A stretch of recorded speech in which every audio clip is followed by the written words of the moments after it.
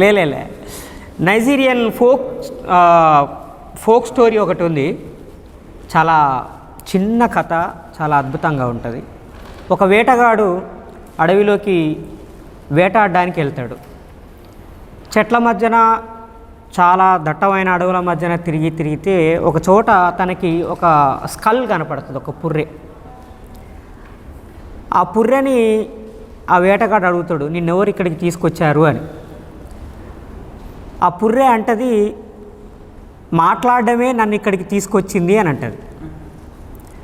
అరే పుర్రె మాట్లాడుతున్నది, ఒక మనిషి స్కల్ మాట్లాడుతున్నదని ఆ వేటగాడు భయపడిపోతాడు, ఆశ్చర్యపడిపోతాడు. ఇది వెంటనే రాజుగారికి చెప్పాలని అక్కడి నుంచి పరిగెత్తి పారిపోతాడు. పోయి వాళ్ళ రాజుని కలిసి, రాజా నేను ఒక మాట్లాడే పుర్రెను చూశాను, మీరు కూడా దానితోటి మాట్లాడాలి అని అంటాడు. ఆ రాజు ఆశ్చర్యపోతాడు, అసలు చచ్చిపోయిన మనిషి మాట్లాడడం అసాధ్యం, అట్లాంటిది మట్టిలో కలిసిపోయే ఒక పుర్రె మాట్లాడడం ఎలా సాధ్యం అని ఒక 3 మనుషుల్ని ఇచ్చి వాళ్ళకు ఒక ఆదేశం ఇస్తాడు. ఈ వేటగాడు చెప్పేది నిజమే అయితే ఆ పుర్రెని తీసుకొని ఇక్కడికి రండి, ఒకవేళ అబద్ధం అయితే ఈ వేటగాడి తలని నరకేయండి అని చెప్తాడు. ఈయన చాలా ధైర్యంగా నాతో మాట్లాడింది కాబట్టి నో ప్రాబ్లం మహారాజా, మీరు పంపించండి అని. ఆ 3 తీసుకొని అడవిలోకి వస్తాడు. ఆ పుర్రె దగ్గరికి వస్తాడు. వచ్చి పుర్రె నేను ఇక్కడికి ఎవరికి తీసుకొచ్చారు అని అడుగుతాడు. ఆ పుర్రె మాట్లాడదు. పొద్దుటి నుంచి సాయంత్రం దాకా ఆయన చాలా కష్టపడి ట్రై చేస్తాడు ఆమెతో ఎట్లయినా మాట్లాడించాలని, లేకపోతే వాడి తల తెగిపోద్ది. అస్సలు సాధ్యం కాదు.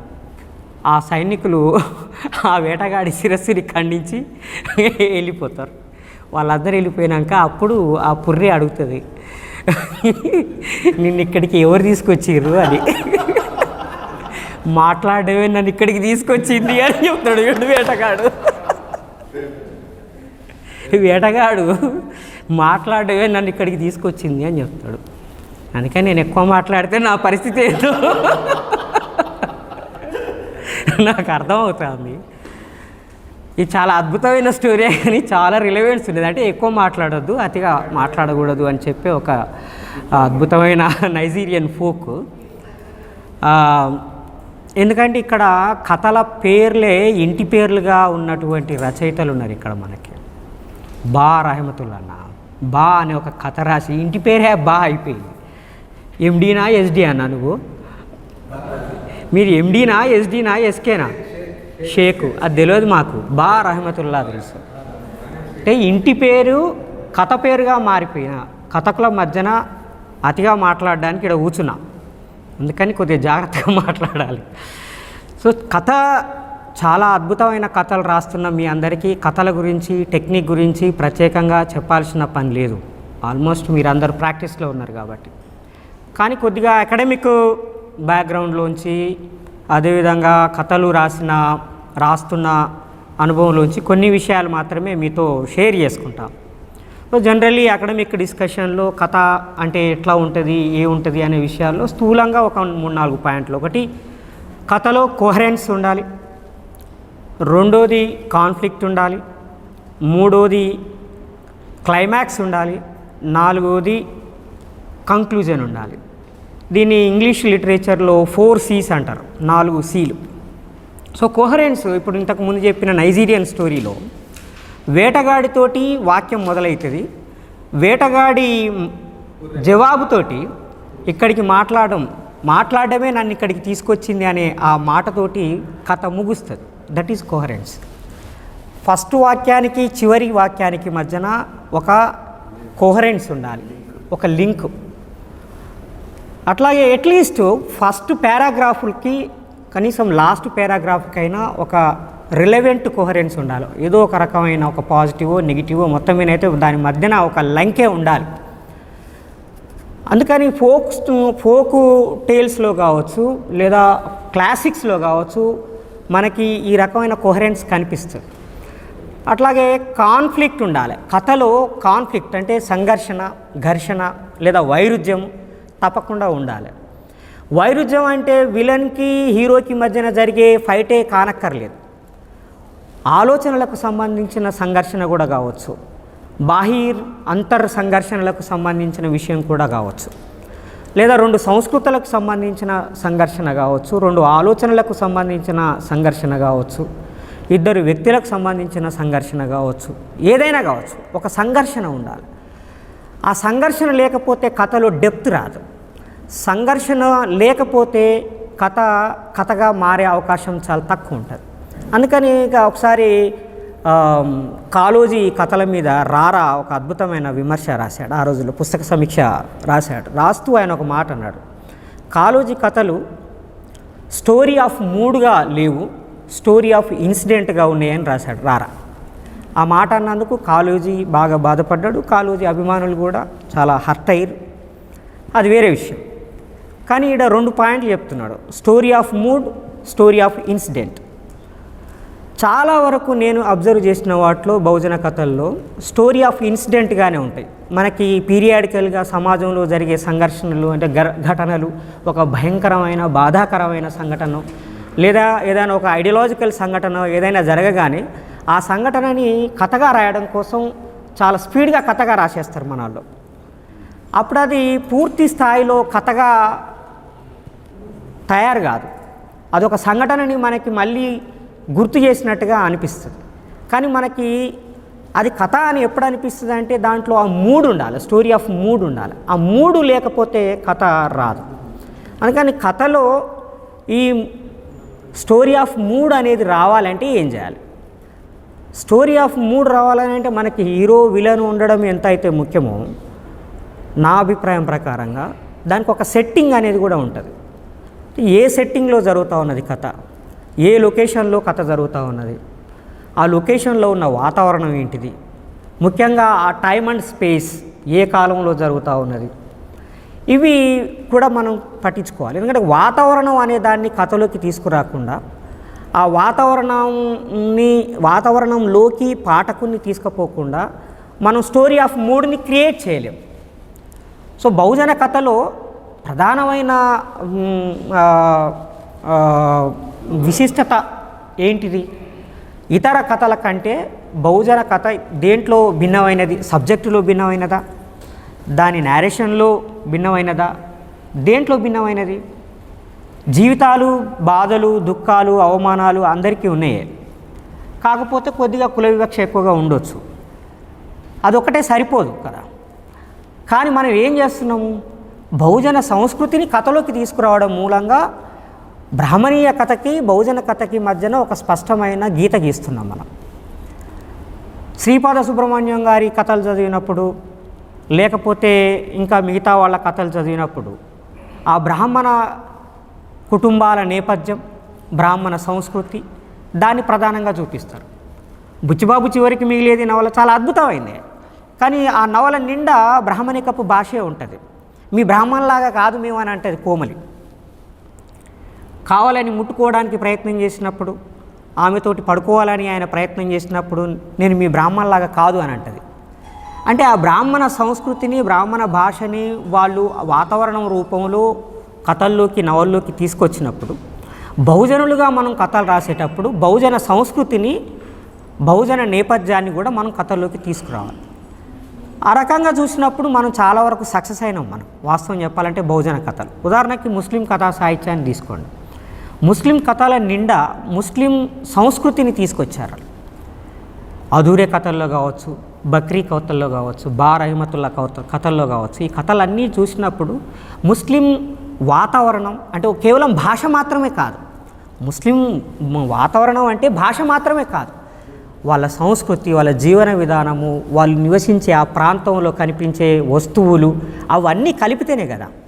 కాబట్టి అలాంటి వాతావరణాన్ని తీసుకురావడం మూలంగా ముస్లిం కథ ఇతర కథల కన్నా భిన్నమైంది అని నిరూపించగలిగారు. లేకపోతే ముస్లింలకి, ఇతరులకి ఆర్థికంగా గదే బాధలు ఉన్నాయి, సండాసు కూడా గదే బాధ. ఎవరికైనా ఎరగబోవడానికి మాది ఇళ్ళలా లెట్రిన్లు లేవు, ముస్లింల ఇళ్ళలా కూడా లెట్రిన్లు లేవు. కానీ లెట్రిన్ అనే ఆ సండాస్ అనే కథని చెప్పే దాంట్లో దూదేకుల కుటుంబాల్లో లేదంటే ముస్లింల కుటుంబాల్లో ఉండే ఆ పేదరికము, ఆ వాతావరణం అదంతా చెప్పటం మూలంగా ఆ ఫోర్ గ్రౌండింగ్ మూలంగా, దాన్ని ఫోర్ గ్రౌండింగ్ అంటారు, ఆ ఫోర్ గ్రౌండింగ్ మూలంగా సండాస్ కథ డిఫరెంట్ అయింది. అదేవిధంగా మన స్కై అధూరే కథలు కూడా డిఫరెంట్ అయినాయి. బక్రీ కథ కూడా డిఫరెంట్. బక్రీ కథ చాలామందికి చాలా సింపుల్గా కనిపిస్తుంది, కానీ బక్రీ కథ చాలా అద్భుతమైన కథ. ఒక మేకను ప్రేమించే ఒక వ్యక్తి భార్యని ప్రేమించాడు. యాక్చువల్గా నన్ను ప్రేమించాడు, కానీ మేక మీద ఇంత ప్రేమ అయిందిరా అనే కోపంతో వాళ్ళ ఆవిడ రగిలిపోతూ ఉంటుంది. కానీ ఆయన చాలా సింపుల్గా ఒకరోజు మేకను కోసి పోగులు పెట్టి తినేస్తాడు. అంతే కదన్నా? మేకను కోసి ఒక రంజాన్ రోజు ఫ్రెండ్స్ వచ్చినప్పుడు ఏదో జరిగినప్పుడు చాలా సింపుల్గా కోసి తినేస్తాడు. అంటే ప్రేమగా పెంచుకున్న మేకని చాలా సింపుల్గా అంతే డిజైన్ చేసుకుని ఒక విపరీతమైన విచిత్రమైన మనస్తత్వాన్ని చిత్రించాడు. కానీ దాంట్లో ఆ కుటుంబము, ఆ సంసారం చేసే క్రమంలో ఆ ఇల్లు, ఆ ఇరుకుతనము, అవన్నీ వాతావరణాన్ని అంతా అందులో చిత్రించాడు. కాబట్టి మనకి ఆ ముస్లిం కథ డిఫరెంట్గా అనిపించింది. అదే దళిత కథ మల్లెమొగ్గల గొడుగు కథలు ఎందుకు మన అందరికీ బాగా నచ్చినాయి? మాది ఇళ్ళల్లో ఉండే మన జీవితాలు, గొడును కోసినప్పుడు, పండగ చేసినప్పుడు మాదిగలు మాట్లాడుకునే భాష, వండుకునే వంట, తినే స్టైల్, వేసుకునే బట్టలు, ఇవన్నీ కూడా ఆయన మల్లెమొగ్గల గొడుగు కథల్లోకి తీసుకొచ్చాడు. అదేవిధంగా మన వినోదిని బ్లాక్ ఇంక్ పుస్తకంలో దళిత క్రైస్తవుల జీవితాలని తీసుకొచ్చింది. అంటే ఆ కల్చర్ని తీసుకొచ్చింది, ఆ వాతావరణాన్ని తీసుకొచ్చింది. కాబట్టి మనకి బాగా నచ్చింది. ఆ బ్లాక్ ఇంక్లో అయితే అపార్ట్మెంట్ కల్చర్, అర్బన్ సెంటర్లో, అర్బన్ స్పేస్లో, పట్టణాల్లో జీవిస్తున్న వాళ్ళలో, ముఖ్యంగా గేటెడ్ కమ్యూనిటీ లాంటి చోట్ల, అపార్ట్మెంట్లలో జీవిస్తున్న వాళ్ళ చోట అందరూ కలిసిపోయారు. పట్టణాలు పెరిగితే సహజంగానే కులవివక్ష పోతుంది, మనుషులందరూ కలిసి బతుకుతారని ఆశించే చోట స్పష్టంగా పలానా వాళ్ళు నాన్ వెజ్ తింటారు, వాళ్ళు దళితులు, వాళ్ళ దగ్గరికి పోకూడదు, వాళ్ళ ఇంట్లో మంచినీళ్ళు తాగకూడదని పిల్లల్ని చిన్నప్పటి నుంచే పెంచడం అనేదాన్ని బ్లాక్ ఇంక్ కథగా చాలా అద్భుతంగా రాసింది. నేనేమంటున్నానంటే ఏ కథలోనైనా సరే time and space and atmosphere, ఈ మూడు లేకపోతే కథలోకి డెప్త్ రాదు. అయితే ఇవి లేకుండా కూడా రాయొచ్చు, ఇవి లేకుండా కూడా నేరుగా కథలోకి వెళ్ళిపోవచ్చు. అయితే అది ఆ కథ దేని బలం మీద నిలబడుతుంది అంటే, నాకు తెలిసి ఆ పాయింట్ ఏదైతే సబ్జెక్టు ఎత్తుకుంటాడో ఆ సబ్జెక్టు, ఆ ప్లాట్ యొక్క బలం మూలంగానే ఆ కథ ముందుకు పోతుంది. కానీ క్లాసిక్ స్టోరీ మాత్రం కాలేదు. మనకు క్లాసిక్ స్టోరీస్గా ఎందుకు మన కేశవరెడ్డి గారి కథలు గుర్తుకొస్తాయి, మన రావిశాస్త్రి గారి కథలు, ఆరుసారా కథలు కావచ్చు, ఇంకా మిగతా కథలు ఎందుకు గుర్తుకొస్తాయి అంటే, ఇవన్నిటినీ వాళ్ళు అనుకోకుండానో తెలిసో తెలియకో చాలా అద్భుతంగా రాసేశారు. కాబట్టి ఈ వాతావరణాన్ని చిత్రించడం అనేది చాలా ముఖ్యం. రెండోది ఏంటంటే, ప్రాప్ అనేట ఆయన, నేను సెమియాటిక్స్ మీద రీసెర్చ్ చేశాను కాబట్టి, ప్రాప్ అనేట ఆయన వ్లాదిమిర్ ప్రాప్ అని ఒక రష్యన్ ఫోక్లోరిస్ట్, ఆంథ్రపాలజిస్టు.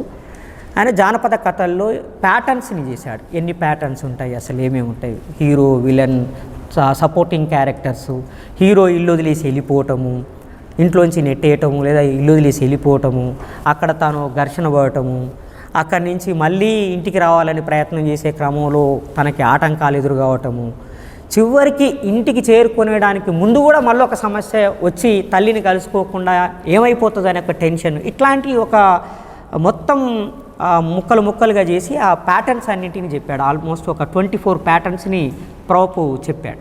అవన్నీ సహజంగానే మనకి అన్ని జానపద సాహిత్యాల్లో కనిపిస్తాయి. మన ఇండియన్ ఫోక్లోర్లో కనిపిస్తాయి, అట్లాగే రష్యన్ ఫోక్లోర్లో కనిపిస్తాయి, ఆఫ్రికన్ ఫోక్లోర్లో కూడా కనిపిస్తాయి, ప్రతి చోట కనిపిస్తాయి. అందుకని ఈ వాతావరణం నేపథ్యంలోంచి హీరో విలన్ల మధ్యన జరిగే సంఘర్షణ అది బాగా తీవ్రం కావాలి. ఆ వైరుధ్యము మరింత తీవ్రమైతేనే ఒక క్లైమాక్స్కి చేరుకుంటుంది. క్లైమాక్స్ ఆటోమేటిక్గా కంక్లూజన్కి చేరిపోతుంది. అంటే ప్రీ క్లైమాక్స్ అని మన సినిమాలో కనుక, సినిమా రైటింగ్లో, సినిమా స్క్రిప్ట్ రైటింగ్లో ప్రీ క్లైమాక్స్ అని కూడా ఉంటుంది. అంటే ఇంకా కథ అయిపోయిందేమో అని అనుకుంటాం, కాదు, దాని తర్వాత మళ్ళీ ఇంకా ఉంటుంది, ఇంకొక అసలైన క్లైమాక్స్ ఉంటుంది. సో ఇలాంటివి తప్పకుండా ఉండాలనేది ఏం లేదు. కానీ ఒక ఎపిక్ స్టోరీ రాయాలంటే ఈ పద్ధతులన్నీ ఉండాలి. మామూలు కథ రాయటానికి ఇవన్నీ అవసరం లేకపోవచ్చు, కానీ ఒక ఎపిక్ స్టోరీ, ఒక అద్భుతమైన కళాఖండం రాశాడు, గొప్ప కథ ఇది అని అనిపించుకోవాలని అంటే, అలాంటి కథ రాయాలంటే మాత్రం ఇలాంటివి ఉండాలి. అవి తప్పకుండా ఉండాలని కాదు, ఉంటే బాగుంటుంది అనేది. సో మిత్రులారా, నేనేమంటున్నా అంటే మనకి బహుజనవాదంలో ఆల్మోస్ట్ అన్ని రకాలైనటువంటి రూపాల్లో శిల్పాల్లో రాశారు. మేజర్గా రాసినవి అయితే వాస్తవికవాద కథలు, రియలిస్టిక్ స్టోరీసే నాకు తెలిసి.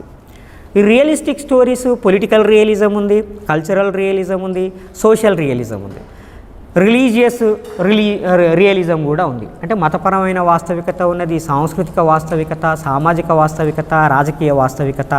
ఈ 4-5 రకాలైనటువంటి వాస్తవికతలు ఉన్న కథలు మన బహుజనులు చాలా ఎక్కువగా రాశారు.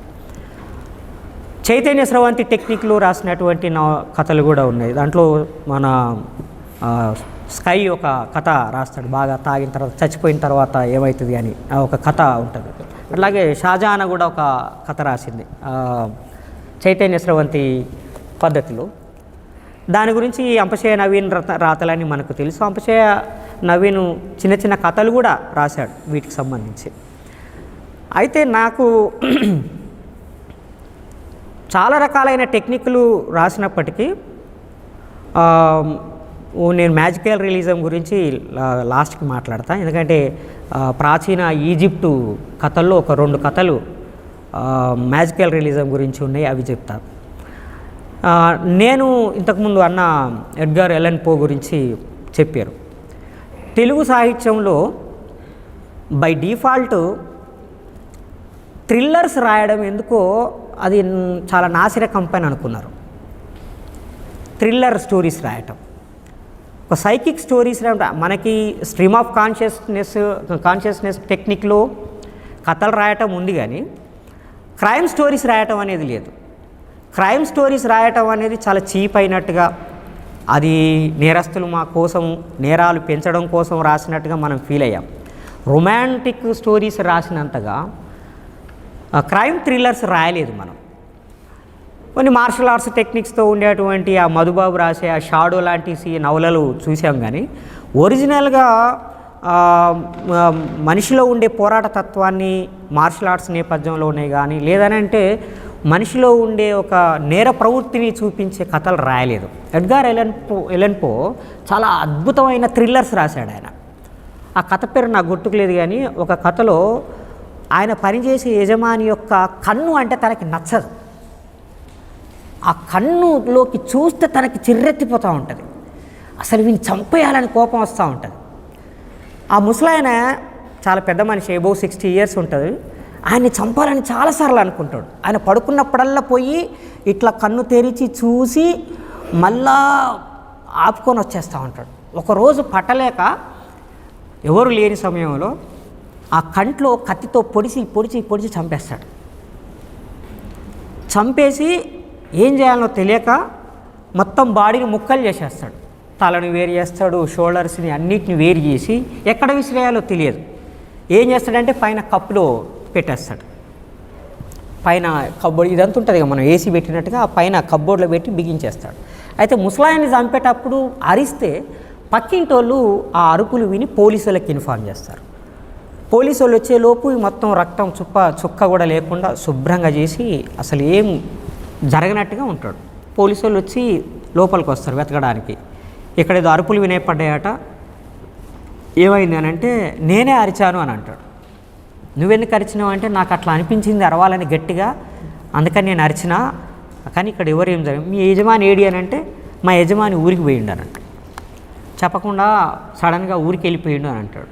కావాలంటే మీరు చెక్ చేసుకోండి అంటే పోలీసు వాళ్ళు నవ్వుకుంటూ కూర్చుంటారు. అక్కడ వాళ్ళు నవ్వుకుంటూ కూర్చుంటున్న కొద్దీ తనకి టెన్షన్ పెరిగిపోతూ ఉంటుంది. నేను అబద్ధం ఆడట్లేదు, నిజంగానే ఆయన ఊరికి వెళ్ళిపోయాడు. అయ్యో మీరు ఎట్లా ఇక్కడ ఉన్నారు అనుకుంటున్నారా? అక్కడ లేదు ఎక్కడ ఉండదు. అయ్యో తను హైరాన్ పడతా ఉంటాడు, టెంప్ట్ అయిపోతూ ఉంటాడు, నన్ను నమ్మట్లేదు వీళ్ళు అని నమ్మించడం కోసం అతిగా మాట్లాడి రియలైజ్ అవుతాడు, వీళ్ళు నేను హత్య చేసిళ్ళని రియలైజ్ అయిపోయారు, ఇంకా నేను వీళ్ళ నుంచి తప్పించుకోలేనని చెప్పి ఆ పైన ఉన్నది డెడ్ బాడీ తీసుకోండి అని అంటాడు. ఆ కథ చదువుతూ ఉంటే మనకి గజగజ వణుకొస్తూ ఉంటుంది. థ్రిల్లర్ స్టోరీ అది. ఎడ్గార్ ఎలన్ పో చాలా అద్భుతమైన కథ అది. తానే ఇంకొక కథ రాసిండు. అది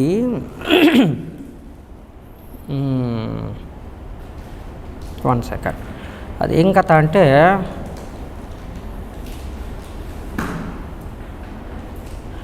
అమంటిల్లాడో కొయ్య పీప అని ఇంకొక కథ. ఈ కథలో మనం గమనించాల్సింది ఏంటంటే పెద్ద వైరమే ఉండదు. తను చంపాలనుకునే మనిషి పట్ల తనకి కోపం ఉంటుంది, కానీ వాడికి ఇతనికి మధ్యన డైరెక్ట్ కాన్ఫ్లిక్ట్ ఎప్పుడు జరగదు. చాలా సైకో మర్డర్స్ మనకు పేపర్లలో చూస్తూ ఉంటాం. చంపబడ్డోడికి చంపినోడికి పరిచయం కూడా ఉండదు, వాడు ఎందుకు చంపుతున్నాడో కూడా తెలియదు, కానీ చంపేస్తూ ఉంటారు.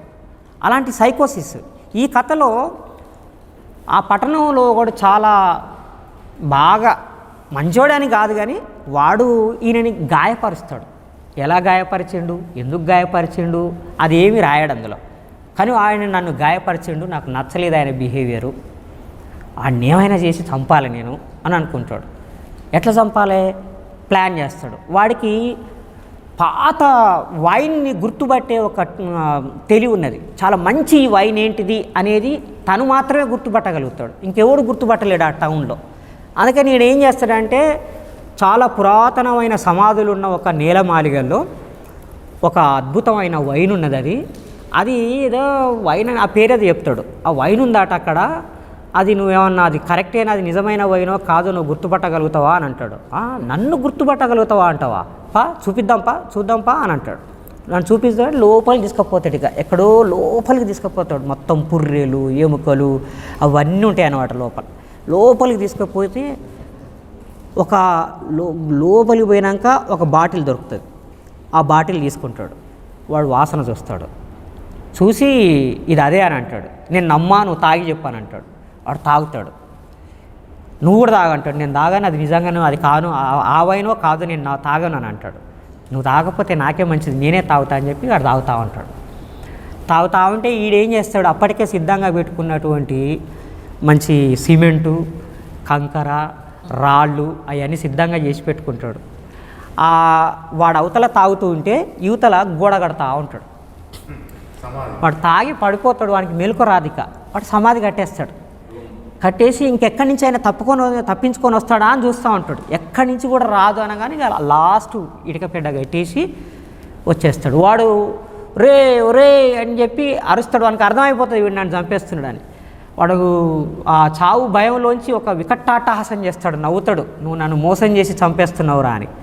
ఆ నవ్వుకి తన అర్థం తెలుస్తుంది, కానీ వాడు చచ్చిండు అనేదే కావాలి, నన్ను గాయపరిచిండు, వాడు నన్ను అవమానించిండు అనే కోపంతో అక్కడి నుంచి బయటకు వచ్చి తర్వాత వాని ఆత్మ శాంతించుగాక అని రాస్తాడు.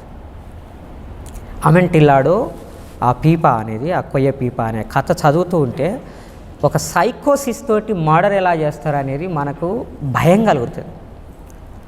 ఇన్ని హత్యలు చేస్తూ ఉన్నారు మనోళ్ళు మన సమాజంలో. మన జాతులకు సంబంధించిన రౌడీ షీటర్లు కూడా ఎంతోమందిని చంపుతూ ఉన్నారు. వాళ్ళు కూడా మన వాళ్ళని చాలామందిని చంపుతూ ఉన్నారు. ప్రణయ్ని చంపారు, మంత్రిని మధుకర్ని చంపారు, ఇంకా చాలామందిని చంపారు.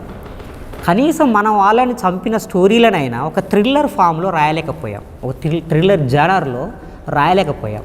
మమ్మల్ని చంపారు అని ఒక దుఃఖభరితమైన బాధలో రాసినాం తప్ప దాన్ని ఒక హీనాతిహీనమైన థ్రిల్లర్గా, క్రైమ్గా మనం రాయలేకపోయాం.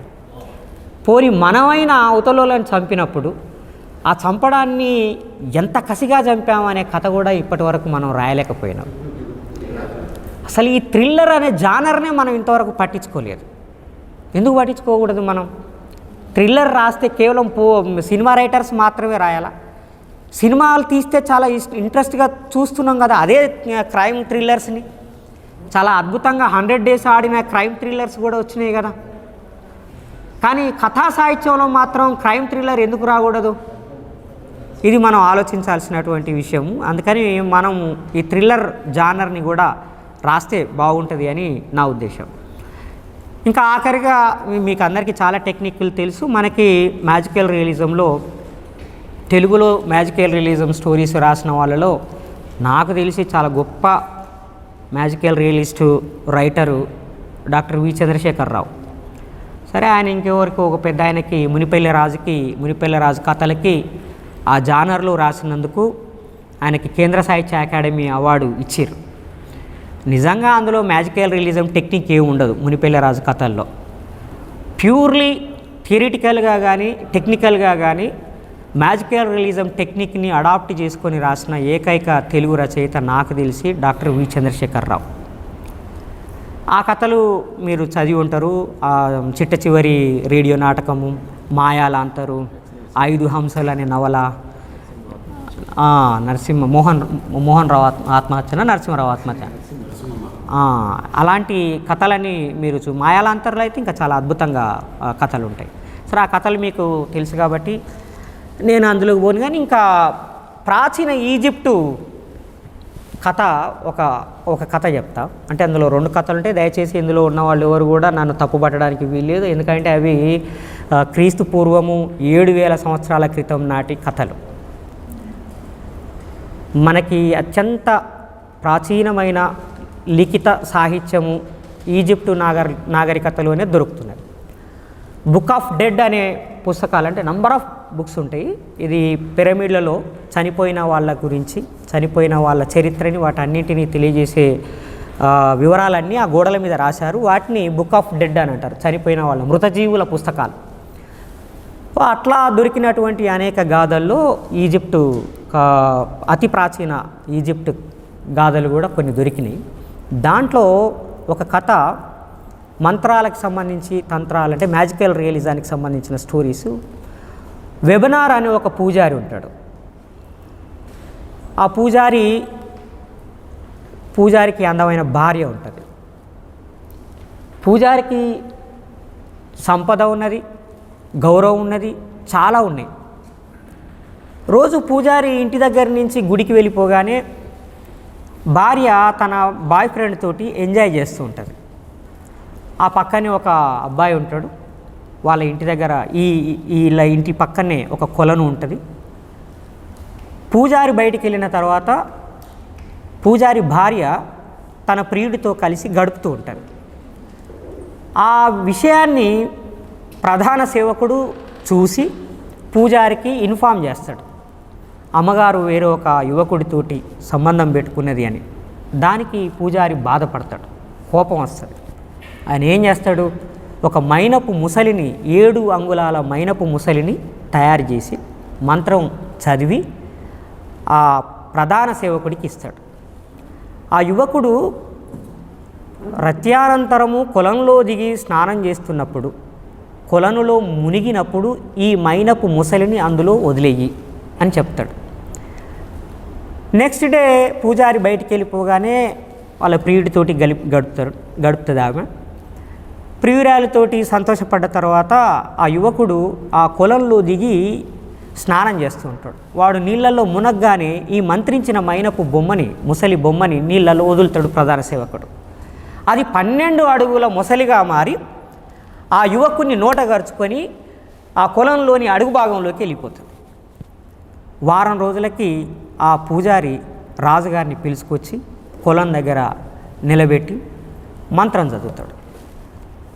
ఆ నీటి అడుగున ఉన్న ముసలి ఆ యువకుని నోట గరుచుకొని ఒడ్డు మీదకి వచ్చి పూజారి పాదాల చెంత కక్కేస్తుంది వాడిని. రాజుగారికి ఆమె తప్పు చేసిందని అర్థమవుతుంది. రాజుగారు శిక్షించండి అని చెప్పి ఆజ్ఞ విడుదల చేయగానే మళ్ళీ ఆ మైనపు, అంటే బయటకు వచ్చి కక్కేసిన తర్వాత మళ్ళీ అది 7 అంగుళాల మైనపు బొమ్మగా మారిపోతుంది. రాజాజ్ఞ వెలువడగానే మళ్ళీ అది 12 అడుగుల ముసలిగా మారి ఆ యువకుణ్ణి కొరికి పట్టుకొని మళ్ళీ కొలంలోకి వెళ్ళిపోయి వాడిని తినేస్తుంది. రాజుగారి ఆజ్ఞ మేరకు భార్య తప్పు చేసింది కాబట్టి ఆమెని సజీవ దహనం చేసి ఆ బూడిదని ఆ సరస్సులో చల్లేస్తాడు పూజారి. ఇక్కడ మనము అంటే ఆ కాలంలో అక్రమ సంబంధాలని చాలా తీవ్రంగా పరిగణించి కఠినమైన శిక్షలు విధించేవాళ్ళు అనేది నీతి. కానీ కథ చెప్పిన తీరులో మైనపు బొమ్మ, మైనపు ముసలి అది 12 అడుగులుగా మారడం, వాడిని లోపలికి ఎత్తుకెళ్ళిపోవటం, మళ్ళీ ఒడి మీదకి పూజారి వచ్చి మంత్రం చదవగానే మళ్ళీ బయటికి వచ్చి వాడిని కక్కేయటం, మళ్ళీ అది 7 అడుగుల ముసలిగా మారిపోవటం, రాజాజ్ఞ వినగానే మళ్ళీ 12 అడుగులుగా మారిపోయి, అంటే ట్రాన్స్ఫామ్ అవ్వడం, ఒక క్యారెక్టరు మరొక క్యారెక్టర్గా మారిపోతూ ఉంటుంది, రూపాంతరం చెందుతూ ఉంటుంది. మ్యాజికల్ రియలిజంలో ఉన్న ప్రధానమైన టెక్నిక్ ఏంటంటే అబ్సర్డిటీ ఒకటే కదా, అంటే ఒక అబ్సర్డిటీని ఏమంటాం మనం తెలుగులో? అసంబద్ధత. అది ఎలాంటి అసంబద్ధత అంటే లేలే నైజీరియన్ ఫోక్ స్టోరీ ఒకటి ఉంది. చాలా చిన్న కథ, చాలా అద్భుతంగా ఉంటుంది. ఒక వేటగాడు అడవిలోకి వేటాడడానికి వెళ్తాడు. చెట్ల మధ్యన, చాలా దట్టమైన అడవుల మధ్యన తిరిగితే ఒక చోట తనకి ఒక స్కల్ కనపడుతుంది, ఒక పుర్రె.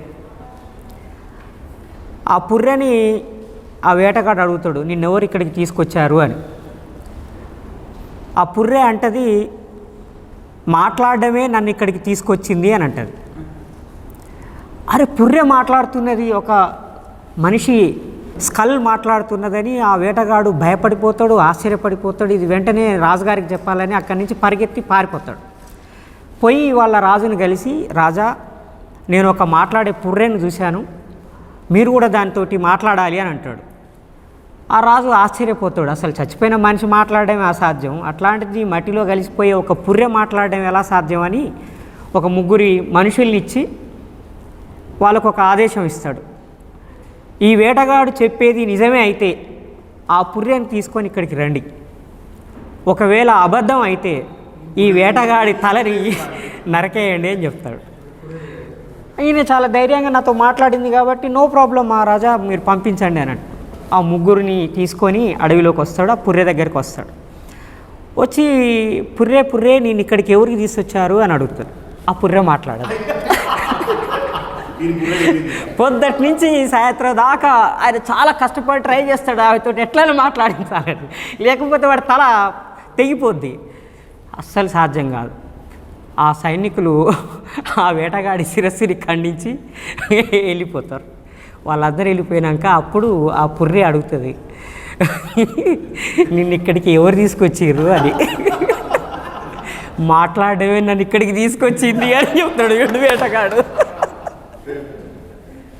వేటగాడు మాట్లాడమే నన్ను ఇక్కడికి తీసుకొచ్చింది అని చెప్తాడు. అందుకని నేను ఎక్కువ మాట్లాడితే నా పరిస్థితి ఏంటో నాకు అర్థమవుతుంది. ఇది చాలా అద్భుతమైన స్టోరీ కానీ చాలా రిలవెన్స్ ఉండేది. అంటే ఎక్కువ మాట్లాడొద్దు, అతిగా మాట్లాడకూడదు అని చెప్పి ఒక అద్భుతమైన నైజీరియన్ ఫోక్. ఎందుకంటే ఇక్కడ కథల పేర్లే ఇంటి పేర్లుగా ఉన్నటువంటి రచయితలు ఉన్నారు ఇక్కడ మనకి. బా రహమతుల్లా బా అనే ఒక కథ రాసి ఇంటి పేరే బా అయిపోయింది. ఎండీనా ఎస్డీ అన్నా నువ్వు? మీరు ఎండీనా ఎస్డీనా ఎస్కేనా? షేకు అది తెలియదు మాకు, బా రహమతుల్లా తెలుసు. అంటే ఇంటి పేరు కథ పేరుగా మారిపోయిన కథకుల మధ్యన అతిగా మాట్లాడడానికి ఇక్కడ కూర్చున్నా. అందుకని కొద్దిగా జాగ్రత్తగా మాట్లాడాలి. సో కథ చాలా అద్భుతమైన కథలు రాస్తున్న మీ అందరికీ కథల గురించి, టెక్నిక్ గురించి ప్రత్యేకంగా చెప్పాల్సిన పని లేదు. ఆల్మోస్ట్ మీరు అందరూ ప్రాక్టీస్లో ఉన్నారు కాబట్టి. కానీ కొద్దిగా అకాడమిక్ బ్యాక్గ్రౌండ్లోంచి, అదేవిధంగా కథలు రాస్తున్న అనుభవంలోంచి కొన్ని విషయాలు మాత్రమే మీతో షేర్ చేసుకుంటాం. సో జనరల్లీ అకాడమిక్ డిస్కషన్లో కథ అంటే ఎట్లా ఉంటుంది, ఏముంటుంది అనే విషయాల్లో స్థూలంగా ఒక 3-4 పాయింట్లు. ఒకటి, కథలో కోహరెన్స్ ఉండాలి. రెండోది కాన్ఫ్లిక్ట్ ఉండాలి. మూడోది క్లైమాక్స్ ఉండాలి. నాలుగోది కంక్లూజన్ ఉండాలి. దీన్ని ఇంగ్లీష్ లిటరేచర్లో 4 C's అంటారు, 4 C'లు. సో కోహరెన్స్, ఇప్పుడు ఇంతకు ముందు చెప్పిన నైజీరియన్ స్టోరీలో వేటగాడితోటి వాక్యం మొదలవుతుంది. వేటగాడి జవాబుతోటి ఇక్కడికి మాట్లాడడమే నన్ను ఇక్కడికి తీసుకొచ్చింది అనే ఆ మాటతోటి కథ ముగుస్తుంది. That is coherence. ఫస్ట్ వాక్యానికి చివరి వాక్యానికి మధ్యన ఒక కోహరెన్స్ ఉండాలి, ఒక లింక్. అట్లాగే అట్లీస్ట్ ఫస్ట్ పారాగ్రాఫ్కి కనీసం లాస్ట్ పారాగ్రాఫ్కైనా ఒక రిలవెంట్ కోహరెన్స్ ఉండాలి. ఏదో ఒక రకమైన ఒక పాజిటివో నెగిటివో మొత్తం మీద అయితే దాని మధ్యన ఒక లంకే ఉండాలి. అందుకని ఫోకు టేల్స్లో కావచ్చు లేదా క్లాసిక్స్లో కావచ్చు మనకి ఈ రకమైన కోహరెన్స్ కనిపిస్తుంది. అట్లాగే కాన్ఫ్లిక్ట్ ఉండాలి. కథలో కాన్ఫ్లిక్ట్ అంటే సంఘర్షణ, ఘర్షణ లేదా వైరుధ్యం తప్పకుండా ఉండాలి. వైరుధ్యం అంటే విలన్కి హీరోకి మధ్యన జరిగే ఫైటే కానక్కర్లేదు, ఆలోచనలకు సంబంధించిన సంఘర్షణ కూడా కావచ్చు, బాహిర్ అంతర్ సంఘర్షణలకు సంబంధించిన విషయం కూడా కావచ్చు, లేదా రెండు సంస్కృతులకు సంబంధించిన సంఘర్షణ కావచ్చు, రెండు ఆలోచనలకు సంబంధించిన సంఘర్షణ కావచ్చు, ఇద్దరు వ్యక్తులకు సంబంధించిన సంఘర్షణ కావచ్చు, ఏదైనా కావచ్చు, ఒక సంఘర్షణ ఉండాలి. ఆ సంఘర్షణ లేకపోతే కథలో డెప్త్ రాదు. సంఘర్షణ లేకపోతే కథగా మారే అవకాశం చాలా తక్కువ ఉంటుంది. అందుకని ఇక ఒకసారి కాళోజీ కథల మీద రారా ఒక అద్భుతమైన విమర్శ రాశాడు. ఆ రోజుల్లో పుస్తక సమీక్ష రాశాడు. రాస్తూ ఆయన ఒక మాట అన్నాడు, కాళోజీ కథలు స్టోరీ ఆఫ్ మూడ్గా లేవు, స్టోరీ ఆఫ్ ఇన్సిడెంట్గా ఉన్నాయని రాశాడు రారా. ఆ మాట అన్నందుకు కాళోజీ బాగా బాధపడ్డాడు. కాళోజీ అభిమానులు కూడా చాలా హర్ట్ అయ్యారు, అది వేరే విషయం. కానీ ఈడ 2 పాయింట్లు చెప్తున్నాడు, story of mood, story of incident. చాలా వరకు నేను అబ్జర్వ్ చేసిన వాటిలో బహుజన కథల్లో స్టోరీ ఆఫ్ ఇన్సిడెంట్గానే ఉంటాయి. మనకి పీరియాడికల్గా సమాజంలో జరిగే సంఘర్షణలు అంటే ఘటనలు, ఒక భయంకరమైన బాధాకరమైన సంఘటన లేదా ఏదైనా ఒక ఐడియాలజికల్ సంఘటన ఏదైనా జరగగానే ఆ సంఘటనని కథగా రాయడం కోసం చాలా స్పీడ్గా కథగా రాసేస్తారు మనలో. అప్పుడు అది పూర్తి స్థాయిలో కథగా తయారు కాదు, అదొక సంఘటనని మనకి మళ్ళీ గుర్తు చేసినట్టుగా అనిపిస్తుంది. కానీ మనకి అది కథ అని ఎప్పుడు అనిపిస్తుంది అంటే దాంట్లో ఆ మూడ్ ఉండాలి, స్టోరీ ఆఫ్ మూడ్ ఉండాలి. ఆ మూడు లేకపోతే కథ రాదు. అందుకని కథలో ఈ స్టోరీ ఆఫ్ మూడ్ అనేది రావాలంటే ఏం చేయాలి? స్టోరీ ఆఫ్ మూడ్ రావాలని అంటే మనకి హీరో విలన్ ఉండడం ఎంత అయితే ముఖ్యమో నా అభిప్రాయం ప్రకారంగా దానికి ఒక సెట్టింగ్ అనేది కూడా ఉంటుంది. ఏ సెట్టింగ్లో జరుగుతూ ఉన్నది కథ, ఏ లొకేషన్లో కథ జరుగుతూ ఉన్నది, ఆ లొకేషన్లో ఉన్న వాతావరణం ఏంటిది, ముఖ్యంగా ఆ టైమ్ అండ్ స్పేస్ ఏ కాలంలో జరుగుతూ ఉన్నది, ఇవి కూడా మనం పట్టించుకోవాలి. ఎందుకంటే వాతావరణం అనే దాన్ని కథలోకి తీసుకురాకుండా ఆ వాతావరణంలోకి పాఠకుని తీసుకుపోకుండా మనం స్టోరీ ఆఫ్ మూడ్ని క్రియేట్ చేయలేం. సో బహుజన కథలో ప్రధానమైన విశిష్టత ఏంటిది? ఇతర కథల కంటే బహుజన కథ దేంట్లో భిన్నమైనది? సబ్జెక్టులో భిన్నమైనదా, దాని నేరేషన్లో భిన్నమైనదా, దేంట్లో భిన్నమైనది? జీవితాలు, బాధలు, దుఃఖాలు, అవమానాలు అందరికీ ఉన్నాయే, కాకపోతే కొద్దిగా కుల వివక్ష ఎక్కువగా ఉండొచ్చు, అదొక్కటే సరిపోదు కదా. కానీ మనం ఏం చేస్తున్నాము? బహుజన సంస్కృతిని కథలోకి తీసుకురావడం మూలంగా బ్రాహ్మణీయ కథకి బహుజన కథకి మధ్యన ఒక స్పష్టమైన గీత గీస్తున్నాం మనం. శ్రీపాద సుబ్రహ్మణ్యం గారి కథలు చదివినప్పుడు, లేకపోతే ఇంకా మిగతా వాళ్ళ కథలు చదివినప్పుడు ఆ బ్రాహ్మణ కుటుంబాల నేపథ్యం, బ్రాహ్మణ సంస్కృతి దాన్ని ప్రధానంగా చూపిస్తారు. బుచ్చిబాబు చివరికి మిగిలేది నవల చాలా అద్భుతమైంది, కానీ ఆ నవల నిండా బ్రాహ్మణికపు భాషే ఉంటుంది. మీ బ్రాహ్మణలాగా కాదు మేము అని అంటది కోమలి. కావాలని ముట్టుకోవడానికి ప్రయత్నం చేసినప్పుడు, ఆమెతోటి పడుకోవాలని ఆయన ప్రయత్నం చేసినప్పుడు నేను మీ బ్రాహ్మణలాగా కాదు అని అంటది. అంటే ఆ బ్రాహ్మణ సంస్కృతిని, బ్రాహ్మణ భాషని వాళ్ళు వాతావరణం రూపంలో కథల్లోకి, నవల్లోకి తీసుకొచ్చినప్పుడు, బహుజనులుగా మనం కథలు రాసేటప్పుడు బహుజన సంస్కృతిని, బహుజన నేపథ్యాన్ని కూడా మనం కథల్లోకి తీసుకురావాలి. ఆ రకంగా చూసినప్పుడు మనం చాలా వరకు సక్సెస్ అయినాం. మనం వాస్తవం చెప్పాలంటే బహుజన కథలు, ఉదాహరణకి ముస్లిం కథా సాహిత్యాన్ని తీసుకోండి. ముస్లిం కథల నిండా ముస్లిం సంస్కృతిని తీసుకొచ్చారు. అధూరే కథల్లో కావచ్చు, బక్రీ కథల్లో కావచ్చు, రహమతుల్లా కథల్లో కావచ్చు, ఈ కథలన్నీ చూసినప్పుడు ముస్లిం వాతావరణం అంటే కేవలం భాష మాత్రమే కాదు, ముస్లిం వాతావరణం అంటే భాష మాత్రమే కాదు, వాళ్ళ సంస్కృతి, వాళ్ళ జీవన విధానము, వాళ్ళు నివసించే ఆ ప్రాంతంలో కనిపించే వస్తువులు అవన్నీ కలిపితేనే కదా.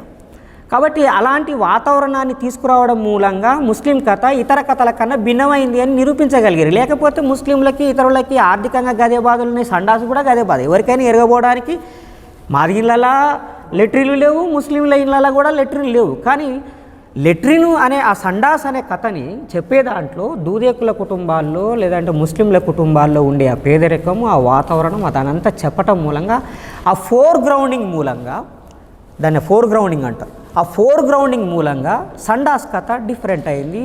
అదేవిధంగా మన స్కై అధూరే కథలు కూడా డిఫరెంట్ అయినాయి. బక్రీ కథ కూడా డిఫరెంట్. బక్రీ కథ చాలామందికి చాలా సింపుల్గా కనిపిస్తుంది, కానీ బక్రీ కథ చాలా అద్భుతమైన కథ. ఒక మేకను ప్రేమించే ఒక వ్యక్తి భార్యని ప్రేమించాడు. యాక్చువల్గా నన్ను ప్రేమించాడు, కానీ మేక మీద ఇంత ప్రేమ అయిందిరా అనే కోపంతో వాళ్ళ ఆవిడ రగిలిపోతూ ఉంటుంది. కానీ ఆయన చాలా సింపుల్గా ఒకరోజు మేకను కోసి పోగులు పెట్టి తినేస్తాడు. అంతే కదన్నా?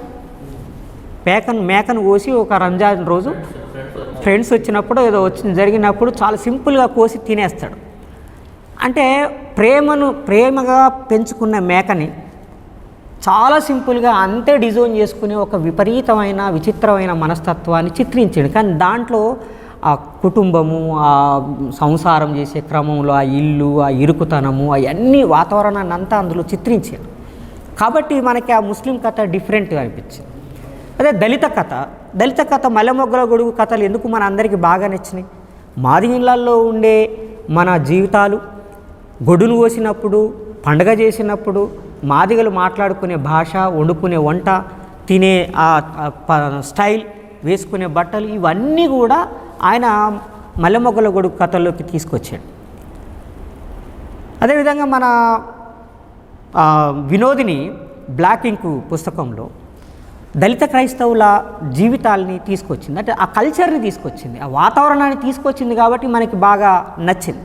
ఆ బ్లాక్ ఇంక్లో అయితే అపార్ట్మెంట్ కల్చర్, అర్బన్ సెంటర్లో, అర్బన్ స్పేస్లో, పట్టణాల్లో జీవిస్తున్న వాళ్ళలో, ముఖ్యంగా గేటెడ్ కమ్యూనిటీ లాంటి చోట్ల, అపార్ట్మెంట్లలో జీవిస్తున్న వాళ్ళ చోట అందరూ కలిసిపోయారు. పట్టణాలు పెరిగితే సహజంగానే కులవివక్ష పోతుంది, మనుషులందరూ కలిసి బతుకుతారని ఆశించే చోట స్పష్టంగా పలానా వాళ్ళు నాన్ వెజ్ తింటారు, వాళ్ళు దళితులు, వాళ్ళ దగ్గరికి పోకూడదు, వాళ్ళ ఇంట్లో మంచినీళ్ళు తాగకూడదని పిల్లల్ని చిన్నప్పటి నుంచే పెంచడం అనేదాన్ని బ్లాక్ ఇంక్ కథగా చాలా అద్భుతంగా రాసింది. నేనేమంటున్నానంటే ఏ కథలోనైనా సరే time and space and atmosphere, ఈ మూడు లేకపోతే కథలోకి డెప్త్ రాదు. అయితే ఇవి లేకుండా కూడా రాయొచ్చు, ఇవి లేకుండా కూడా నేరుగా కథలోకి వెళ్ళిపోవచ్చు. అయితే అది ఆ కథ దేని బలం మీద నిలబడుతుంది అంటే, నాకు తెలిసి ఆ పాయింట్ ఏదైతే సబ్జెక్టు ఎత్తుకుంటాడో ఆ సబ్జెక్టు, ఆ ప్లాట్ యొక్క బలం మూలంగానే ఆ కథ ముందుకు పోతుంది. కానీ క్లాసిక్ స్టోరీ మాత్రం కాలేదు. మనకు క్లాసిక్ స్టోరీస్గా ఎందుకు మన కేశవరెడ్డి గారి కథలు గుర్తుకొస్తాయి, మన రావిశాస్త్రి గారి కథలు, ఆరుసారా కథలు కావచ్చు, ఇంకా మిగతా కథలు ఎందుకు గుర్తుకొస్తాయి అంటే, ఇవన్నిటినీ వాళ్ళు అనుకోకుండానో తెలిసో తెలియకో చాలా అద్భుతంగా రాసేశారు. కాబట్టి ఈ వాతావరణాన్ని చిత్రించడం అనేది చాలా ముఖ్యం. రెండోది ఏంటంటే ప్రాప్ అనేట ఆయన, నేను సెమియాటిక్స్ మీద రీసెర్చ్ చేశాను కాబట్టి, ప్రాప్ అనేట ఆయన వ్లాదిమిర్ ప్రాప్ అని ఒక రష్యన్ ఫోక్లోరిస్ట్, ఆంథ్రపాలజిస్టు. ఆయన జానపద కథల్లో ప్యాటర్న్స్ని చేశాడు. ఎన్ని ప్యాటర్న్స్ ఉంటాయి, అసలు ఏమేమి ఉంటాయి, hero, villain, supporting characters, hero ఇల్లు వదిలేసి వెళ్ళిపోవటము, ఇంట్లోంచి నెట్టేయటము, లేదా ఇల్లు వదిలేసి వెళ్ళిపోవటము, అక్కడ తాను ఘర్షణ పడటము, అక్కడి నుంచి మళ్ళీ ఇంటికి రావాలని ప్రయత్నం చేసే క్రమంలో తనకి ఆటంకాలు ఎదురుకావటము, చివరికి ఇంటికి చేరుకునేడానికి ముందు కూడా మళ్ళీ ఒక సమస్య వచ్చి తల్లిని కలుసుకోకుండా ఏమైపోతుంది అనే ఒక టెన్షన్, ఇట్లాంటి ఒక మొత్తం ముక్కలుగా చేసి ఆ ప్యాటర్న్స్ అన్నింటినీ చెప్పాడు. ఆల్మోస్ట్ ఒక 24 ప్యాటర్న్స్ని ప్రాపు చెప్పాడు. అవన్నీ సహజంగానే మనకి అన్ని జానపద సాహిత్యాల్లో కనిపిస్తాయి. మన ఇండియన్ ఫోక్లోర్లో కనిపిస్తాయి, అట్లాగే రష్యన్ ఫోక్లోర్లో కనిపిస్తాయి, ఆఫ్రికన్ ఫోక్లోర్లో కూడా కనిపిస్తాయి, ప్రతి చోట కనిపిస్తాయి. అందుకని ఈ వాతావరణం నేపథ్యంలోంచి హీరో విలన్ల మధ్యన జరిగే సంఘర్షణ అది బాగా తీవ్రం కావాలి. ఆ వైరుధ్యము మరింత తీవ్రమైతేనే ఒక క్లైమాక్స్కి చేరుకుంటుంది. క్లైమాక్స్ ఆటోమేటిక్గా కంక్లూజన్కి చేరిపోతుంది. అంటే ప్రీ క్లైమాక్స్ అని మన సినిమాలో కనుక, సినిమా రైటింగ్లో, సినిమా స్క్రిప్ట్ రైటింగ్లో ప్రీ క్లైమాక్స్ అని కూడా ఉంటుంది. అంటే ఇంకా కథ అయిపోయిందేమో అని అనుకుంటాం, కాదు, దాని తర్వాత మళ్ళీ ఇంకా ఉంటుంది, ఇంకొక అసలైన క్లైమాక్స్ ఉంటుంది. సో ఇలాంటివి తప్పకుండా ఉండాలనేది ఏం లేదు.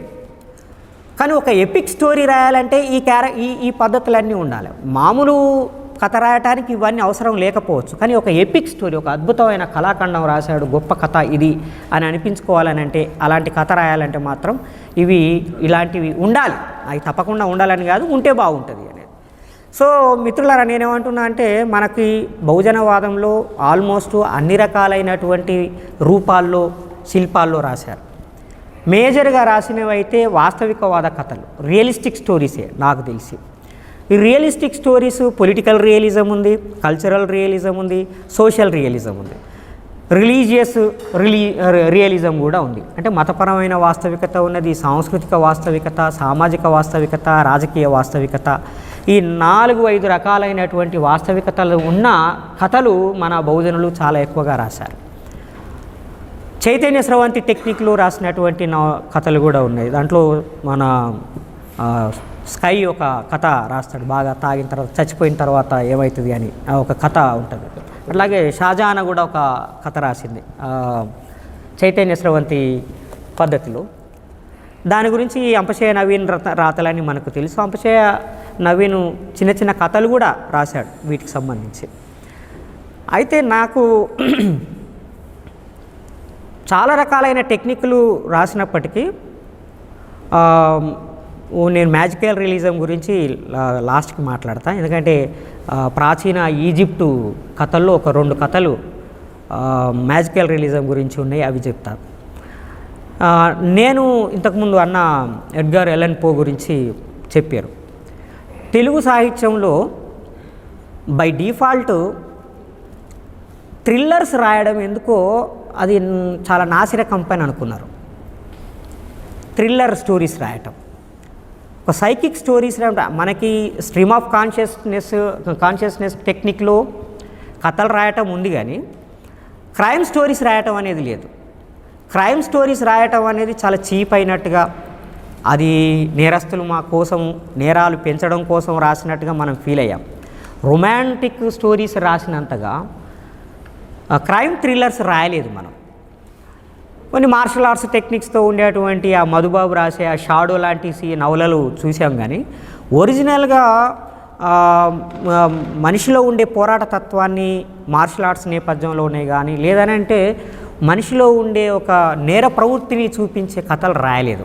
ఎడ్గార్ ఎలన్ పో చాలా అద్భుతమైన థ్రిల్లర్స్ రాశాడు ఆయన.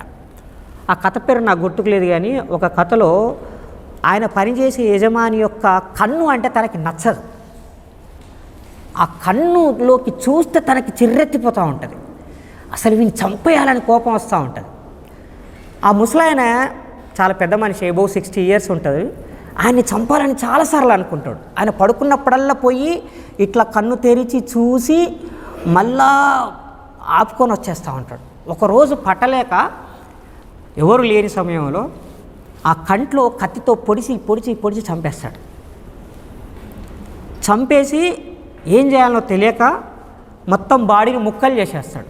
తలను వేరు చేస్తాడు, షోల్డర్స్ని అన్నిటిని వేరు చేసి ఎక్కడ విసిరేయాలో తెలియదు. ఏం చేస్తాడంటే పైన కప్పులో పెట్టేస్తాడు. పైన కబ్బోర్డ్ ఇదంతా ఉంటుంది కదా, మనం ఏసీ పెట్టినట్టుగా ఆ పైన కబ్బోర్డ్లో పెట్టి బిగించేస్తాడు. అయితే ముసలాయన్ని చంపేటప్పుడు అరిస్తే పక్కింటోళ్ళు ఆ అరుపులు విని పోలీసు వాళ్ళకి ఇన్ఫార్మ్ చేస్తారు. పోలీసు వాళ్ళు వచ్చేలోపు మొత్తం రక్తం చుక్క కూడా లేకుండా శుభ్రంగా చేసి అసలు ఏం జరగనట్టుగా ఉంటాడు. పోలీసు వాళ్ళు వచ్చి లోపలికి వస్తారు వెతకడానికి. ఇక్కడేదో అరుపులు వినపడ్డాయట. ఏమైంది అని అంటే నేనే అరిచాను అని అంటాడు. నువ్వెందుకు అరిచినావు అంటే నాకు అట్లా అనిపించింది అరవాలని గట్టిగా, అందుకని నేను అరిచినా, కానీ ఇక్కడ ఎవరు ఏం జరిగింది, మీ యజమాని ఏడి అని అంటే మా యజమాని ఊరికి పోయిండు అని అంటాడు. చెప్పకుండా సడన్గా ఊరికి వెళ్ళిపోయిండు అని అంటాడు. కావాలంటే మీరు చెక్ చేసుకోండి అంటే పోలీసు వాళ్ళు నవ్వుకుంటూ కూర్చుంటారు. అక్కడ వాళ్ళు నవ్వుకుంటూ కూర్చుంటున్న కొద్దీ తనకి టెన్షన్ పెరిగిపోతూ ఉంటుంది. నేను అబద్ధం ఆడట్లేదు, నిజంగానే ఆయన ఊరికి వెళ్ళిపోయాడు. అయ్యో మీరు ఎట్లా ఇక్కడ ఉన్నారు అనుకుంటున్నారా? అక్కడ లేదు ఎక్కడ ఉండదు. అయ్యో తను హైరాన్ పడతా ఉంటాడు, టెంప్ట్ అయిపోతూ ఉంటాడు, నన్ను నమ్మట్లేదు వీళ్ళు అని నమ్మించడం కోసం అతిగా మాట్లాడి రియలైజ్ అవుతాడు. వీళ్ళు నేను హత్య చేసిళ్ళని రియలైజ్ అయిపోయారు, ఇంకా నేను వీళ్ళ నుంచి తప్పించుకోలేనని చెప్పి ఆ పైన ఉన్నది డెడ్ బాడీ తీసుకోండి అని అంటాడు. ఆ కథ చదువుతూ ఉంటే మనకి గజగజ వణుకొస్తూ ఉంటుంది. థ్రిల్లర్ స్టోరీ అది. ఎడ్గార్ ఎలన్ పో చాలా అద్భుతమైన కథ అది. తానే ఇంకొక కథ రాసిండు. అది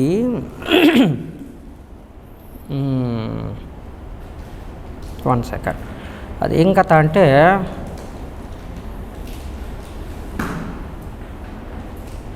అమంటిల్లాడో కొయ్య పీప అని ఇంకొక కథ. ఈ కథలో మనం గమనించాల్సింది ఏంటంటే పెద్ద వైరమే ఉండదు. తను చంపాలనుకునే మనిషి పట్ల తనకి కోపం ఉంటుంది, కానీ వాడికి ఇతనికి మధ్యన డైరెక్ట్ కాన్ఫ్లిక్ట్ ఎప్పుడు జరగదు. చాలా సైకో మర్డర్స్ మనకు పేపర్లలో చూస్తూ ఉంటాం. చంపబడ్డోడికి చంపినోడికి పరిచయం కూడా ఉండదు, వాడు ఎందుకు చంపుతున్నాడో కూడా తెలియదు, కానీ చంపేస్తూ ఉంటారు. అలాంటి సైకోసిస్ ఈ కథలో ఆ పట్టణంలో కూడా చాలా బాగా మంచోడని కాదు, కానీ వాడు ఈయనని గాయపరుస్తాడు. ఎలా గాయపరిచిండు, ఎందుకు గాయపరిచిండు అది ఏమి రాయడు అందులో, కానీ ఆయన నన్ను గాయపరిచిండు, నాకు నచ్చలేదు ఆయన బిహేవియరు, వాడిని ఏమైనా చేసి చంపాలి నేను అని అనుకుంటాడు. ఎట్లా చంపాలి ప్లాన్ చేస్తాడు. వాడికి పాత వైన్ని గుర్తుపట్టే ఒక తెలివి ఉన్నది. చాలా మంచి వైన్ ఏంటిది అనేది తను మాత్రమే గుర్తుపట్టగలుగుతాడు, ఇంకెవడు గుర్తుపట్టలేడు ఆ టౌన్లో. అందుకని నేను ఏం చేస్తాడంటే చాలా పురాతనమైన సమాధులు ఉన్న ఒక నేలమాలిగల్లో ఒక అద్భుతమైన వైన్ ఉన్నది. అది ఏదో వైన్ ఆ పేరు అది చెప్తాడు. ఆ వైన్ ఉందాట అక్కడ, అది నువ్వేమన్నా అది కరెక్టేనా, అది నిజమైన వైనో కాదు నువ్వు గుర్తుపట్టగలుగుతావా అని అంటాడు. నన్ను గుర్తుపట్టగలుగుతావా అంటావా, చూద్దాంపా అని అంటాడు. నన్ను చూపిస్తాడు, లోపలికి తీసుకుపోతాడు. ఇక ఎక్కడో లోపలికి తీసుకుపోతాడు. మొత్తం పుర్రెలు ఎముకలు అవన్నీ ఉంటాయి అన్నమాట లోపలికి తీసుకుపోతే ఒక లోపలికి పోయినాక ఒక బాటిల్ దొరుకుతుంది. ఆ బాటిల్ తీసుకుంటాడు. వాడు వాసన చూస్తాడు, చూసి ఇది అదే అని అంటాడు. నేను నమ్మా, నువ్వు తాగి చెప్పాను అంటాడు. వాడు తాగుతాడు. నువ్వు కూడా తాగంటాడు. నేను తాగాను, అది నిజంగానే అది కాను, ఆ వైనో కాదు నేను తాగాను అని అంటాడు. నువ్వు తాగకపోతే నాకే మంచిది, నేనే తాగుతా అని చెప్పి వాడు తాగుతా ఉంటాడు. తాగుతా ఉంటే ఈడేం చేస్తాడు, అప్పటికే సిద్ధంగా పెట్టుకున్నటువంటి మంచి సిమెంటు, కంకర, రాళ్ళు అవన్నీ సిద్ధంగా చేసి పెట్టుకుంటాడు. వాడు అవతల తాగుతూ ఉంటే యువతల గోడ కడతా ఉంటాడు. వాడు తాగి పడిపోతాడు, వానికి మెలకు రాదిక. వాడు సమాధి కట్టేసి ఇంకెక్కడి నుంచి అయినా తప్పించుకొని వస్తాడా అని చూస్తూ ఉంటాడు. ఎక్కడి నుంచి కూడా రాదు అనగానే లాస్ట్ ఇటుక పెడ్డ కట్టేసి వచ్చేస్తాడు. వాడు రే అని చెప్పి అరుస్తాడు. వానికి అర్థమైపోతుంది వీడు నన్ను చంపేస్తున్నాడు అని. వాడు ఆ చావు భయంలోంచి ఒక వికటాట్టహాసం చేస్తాడు, నవ్వుతాడు, నువ్వు నన్ను మోసం చేసి చంపేస్తున్నావురా అని. ఆ నవ్వుకి తన అర్థం తెలుస్తుంది, కానీ వాడు చచ్చిండు అనేదే కావాలి. నన్ను గాయపరిచిండు, వాడు నన్ను అవమానించిండు అనే కోపంతో అక్కడి నుంచి బయటకు వచ్చి తర్వాత వాని ఆత్మ శాంతించుగాక అని రాస్తాడు. అమెంటిల్లాడో ఆ పీప అనేది, ఆ కొయ్య పీప అనే కథ చదువుతూ ఉంటే ఒక సైకోసిస్ తోటి మర్డర్ ఎలా చేస్తారు అనేది మనకు భయం కలుగుతుంది. ఇన్ని హత్యలు చేస్తూ ఉన్నారు మనోళ్ళు. మన సమాజంలో మన జాతులకు సంబంధించిన రౌడీ షీటర్లు కూడా ఎంతోమందిని చంపుతూ ఉన్నారు. వాళ్ళు కూడా మన వాళ్ళని చాలామందిని చంపుతూ ఉన్నారు. ప్రణయ్ని చంపారు, మంత్రిని మధుకర్ని చంపారు, ఇంకా చాలామందిని చంపారు. కనీసం మనం వాళ్ళని చంపిన స్టోరీలనైనా ఒక థ్రిల్లర్ ఫామ్లో రాయలేకపోయాం, ఒక థ్రిల్లర్ జానర్లో రాయలేకపోయాం. మమ్మల్ని చంపారు అని ఒక దుఃఖభరితమైన బాధలో రాసినాం తప్ప దాన్ని ఒక హీనాతిహీనమైన థ్రిల్లర్గా, క్రైమ్గా మనం రాయలేకపోయాం. పోని మనమైన అవతలని చంపినప్పుడు ఆ చంపడాన్ని ఎంత కసిగా చంపామనే కథ కూడా ఇప్పటి వరకు మనం రాయలేకపోయినాం. అసలు ఈ థ్రిల్లర్ అనే జానర్నే మనం ఇంతవరకు పట్టించుకోలేదు. ఎందుకు పట్టించుకోకూడదు? మనం థ్రిల్లర్ రాస్తే కేవలం సినిమా రైటర్స్ మాత్రమే రాయాలా? సినిమాలు తీస్తే చాలా ఇంట్రెస్ట్గా చూస్తున్నాం కదా, అదే క్రైమ్ థ్రిల్లర్స్ని చాలా అద్భుతంగా 100 days ఆడిన క్రైమ్ థ్రిల్లర్స్ కూడా వచ్చినాయి కదా. కానీ కథా సాహిత్యంలో మాత్రం క్రైమ్ థ్రిల్లర్ ఎందుకు రాకూడదు? ఇది మనం ఆలోచించాల్సినటువంటి విషయం. అందుకని మనం ఈ థ్రిల్లర్ జానర్ని కూడా రాస్తే బాగుంటుంది అని నా ఉద్దేశం. ఇంకా ఆఖరిగా మీకు అందరికీ చాలా టెక్నిక్లు తెలుసు. మనకి మ్యాజికల్ రియలిజంలో, తెలుగులో మ్యాజికల్ రియలిజం స్టోరీస్ రాసిన వాళ్ళలో నాకు తెలిసి చాలా గొప్ప magical realist writer doctor V Chandrasekhara Rao. సరే, ఆయన ఇంకెవరికి ఒక పెద్ద ఆయనకి మునిపల్లి రాజు కథలకి ఆ జానర్లో రాసినందుకు ఆయనకి కేంద్ర సాహిత్య అకాడమీ అవార్డు ఇచ్చారు. నిజంగా అందులో మ్యాజికల్ రియలిజం టెక్నిక్ ఏమి ఉండదు మునిపెళ్ళ రాజు కథల్లో. ప్యూర్లీ థియరిటికల్గా కానీ టెక్నికల్గా కానీ మ్యాజికల్ రియలిజం టెక్నిక్ని అడాప్ట్ చేసుకొని రాసిన ఏకైక తెలుగు రచయిత నాకు తెలిసి డాక్టర్ వి చంద్రశేఖరరావు. ఆ కథలు మీరు చదివి ఉంటారు. చిట్ట చివరి రేడియో నాటకము, మాయాలాంతరు, 5 హంసలు అనే నవల, మోహన్ రావు ఆత్మహత్యన నరసింహరావు ఆత్మహత్య, అలాంటి కథలని మీరు మాయాలాంతర్లో అయితే ఇంకా చాలా అద్భుతంగా కథలు ఉంటాయి. సరే, ఆ కథలు మీకు తెలుసు కాబట్టి నేను అందులోకి పోను. కానీ ఇంకా ప్రాచీన ఈజిప్టు కథ ఒక కథ చెప్తా. అంటే అందులో 2 కథలు ఉంటాయి. దయచేసి ఇందులో ఉన్న వాళ్ళు ఎవరు కూడా నన్ను తప్పుపట్టడానికి వీల్లేదు. ఎందుకంటే అవి క్రీస్తు పూర్వము 7000 సంవత్సరాల క్రితం నాటి కథలు.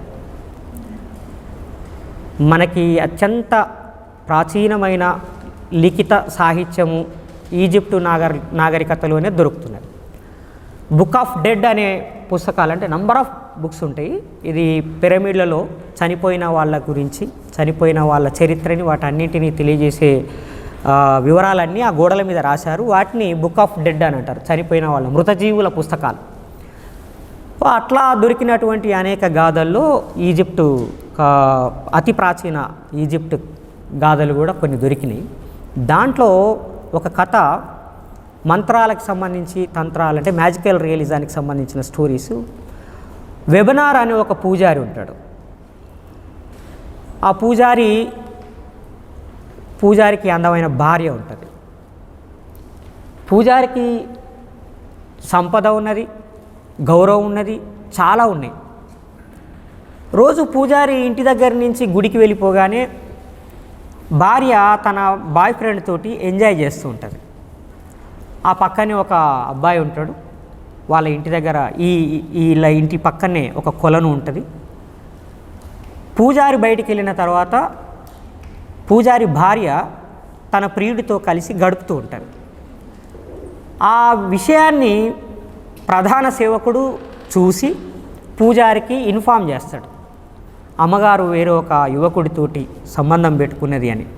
దానికి పూజారి బాధపడతాడు, కోపం వస్తుంది. ఆయన ఏం చేస్తాడు, ఒక మైనపు ముసలిని, 7 అంగుళాల మైనపు ముసలిని తయారు చేసి మంత్రం చదివి ఆ ప్రధాన సేవకుడికి ఇస్తాడు. ఆ యువకుడు రత్యానంతరము కొలంలో దిగి స్నానం చేస్తున్నప్పుడు, కొలనులో మునిగినప్పుడు ఈ మైనపు ముసలిని అందులో వదిలేయి అని చెప్తాడు. నెక్స్ట్ డే పూజారి బయటికి వెళ్ళిపోగానే వాళ్ళ ప్రియుడితోటి గడుపుతుంది ఆమె. ప్రియురాలతోటి సంతోషపడ్డ తర్వాత ఆ యువకుడు ఆ కొలంలో దిగి స్నానం చేస్తూ ఉంటాడు. వాడు నీళ్ళల్లో మునగ్గానే ఈ మంత్రించిన మైనపు బొమ్మని, ముసలి బొమ్మని నీళ్ళల్లో వదులుతాడు ప్రధాన సేవకుడు. అది 12 అడుగుల ముసలిగా మారి ఆ యువకుడిని నోటగరుచుకొని ఆ కొలంలోని అడుగు భాగంలోకి వెళ్ళిపోతుంది. వారం రోజులకి ఆ పూజారి రాజుగారిని పిలుచుకొచ్చి కొలం దగ్గర నిలబెట్టి మంత్రం చదువుతాడు. ఆ నీటి అడుగున ఉన్న ముసలి ఆ యువకుని నోటగరుచుకొని ఒడ్డు మీదకి వచ్చి పూజారి పాదాల చెంత కక్కేస్తుంది వాడిని. రాజుగారికి ఆమె తప్పు చేసిందని అర్థమవుతుంది. రాజుగారు శిక్షించండి అని చెప్పి ఆజ్ఞ విడుదల చేయగానే మళ్ళీ ఆ మైనపు, అంటే బయటకు వచ్చి కక్కేసిన తర్వాత మళ్ళీ అది 7 అంగుళాల మైనపు బొమ్మగా మారిపోతుంది. రాజాజ్ఞ వెలువడగానే మళ్ళీ అది 12 అడుగుల ముసలిగా మారి ఆ యువకుణ్ణి కొరికి పట్టుకొని మళ్ళీ కొలంలోకి వెళ్ళిపోయి వాడిని తినేస్తుంది. రాజుగారి ఆజ్ఞ మేరకు భార్య తప్పు చేసింది కాబట్టి ఆమెని సజీవ దహనం చేసి ఆ బూడిదని ఆ సరస్సులో చల్లేస్తాడు పూజారి. ఇక్కడ మనము అంటే ఆ కాలంలో అక్రమ సంబంధాలని చాలా తీవ్రంగా పరిగణించి కఠినమైన శిక్షలు విధించేవాళ్ళు అనేది నీతి. కానీ కథ చెప్పిన తీరులో మైనపు బొమ్మ, మైనపు ముసలి అది 12 అడుగులుగా మారడం, వాడిని లోపలికి ఎత్తుకెళ్ళిపోవటం, మళ్ళీ ఒడి మీదకి పూజారి వచ్చి మంత్రం చదవగానే మళ్ళీ బయటికి వచ్చి వాడిని కక్కేయటం, మళ్ళీ అది 7 అడుగుల ముసలిగా మారిపోవటం. రాజాజ్ఞ వినగానే మళ్ళీ 12 అడుగులుగా మారిపోయి, అంటే ట్రాన్స్ఫార్మ్ అవ్వడం, ఒక క్యారెక్టరు మరొక క్యారెక్టర్గా మారిపోతూ ఉంటుంది, రూపాంతరం చెందుతూ ఉంటుంది. మ్యాజికల్ రియలిజంలో ఉన్న ప్రధానమైన టెక్నిక్ ఏంటంటే అబ్సర్డిటీ ఒకటే కదా, అంటే ఒక అబ్సర్డిటీని ఏమంటాం మనం తెలుగులో, అసంబద్ధత. అది ఎలాంటి అసంబద్ధత అంటే లేలే నైజీరియన్ ఫోక్ స్టోరీ ఒకటి ఉంది, చాలా చిన్న కథ, చాలా అద్భుతంగా ఉంటుంది. ఒక వేటగాడు అడవిలోకి వేటాడడానికి వెళ్తాడు. చెట్ల మధ్యన, చాలా దట్టమైన అడవుల మధ్యన తిరిగితే ఒక చోట తనకి ఒక స్కల్ కనపడుతుంది, ఒక పుర్రె.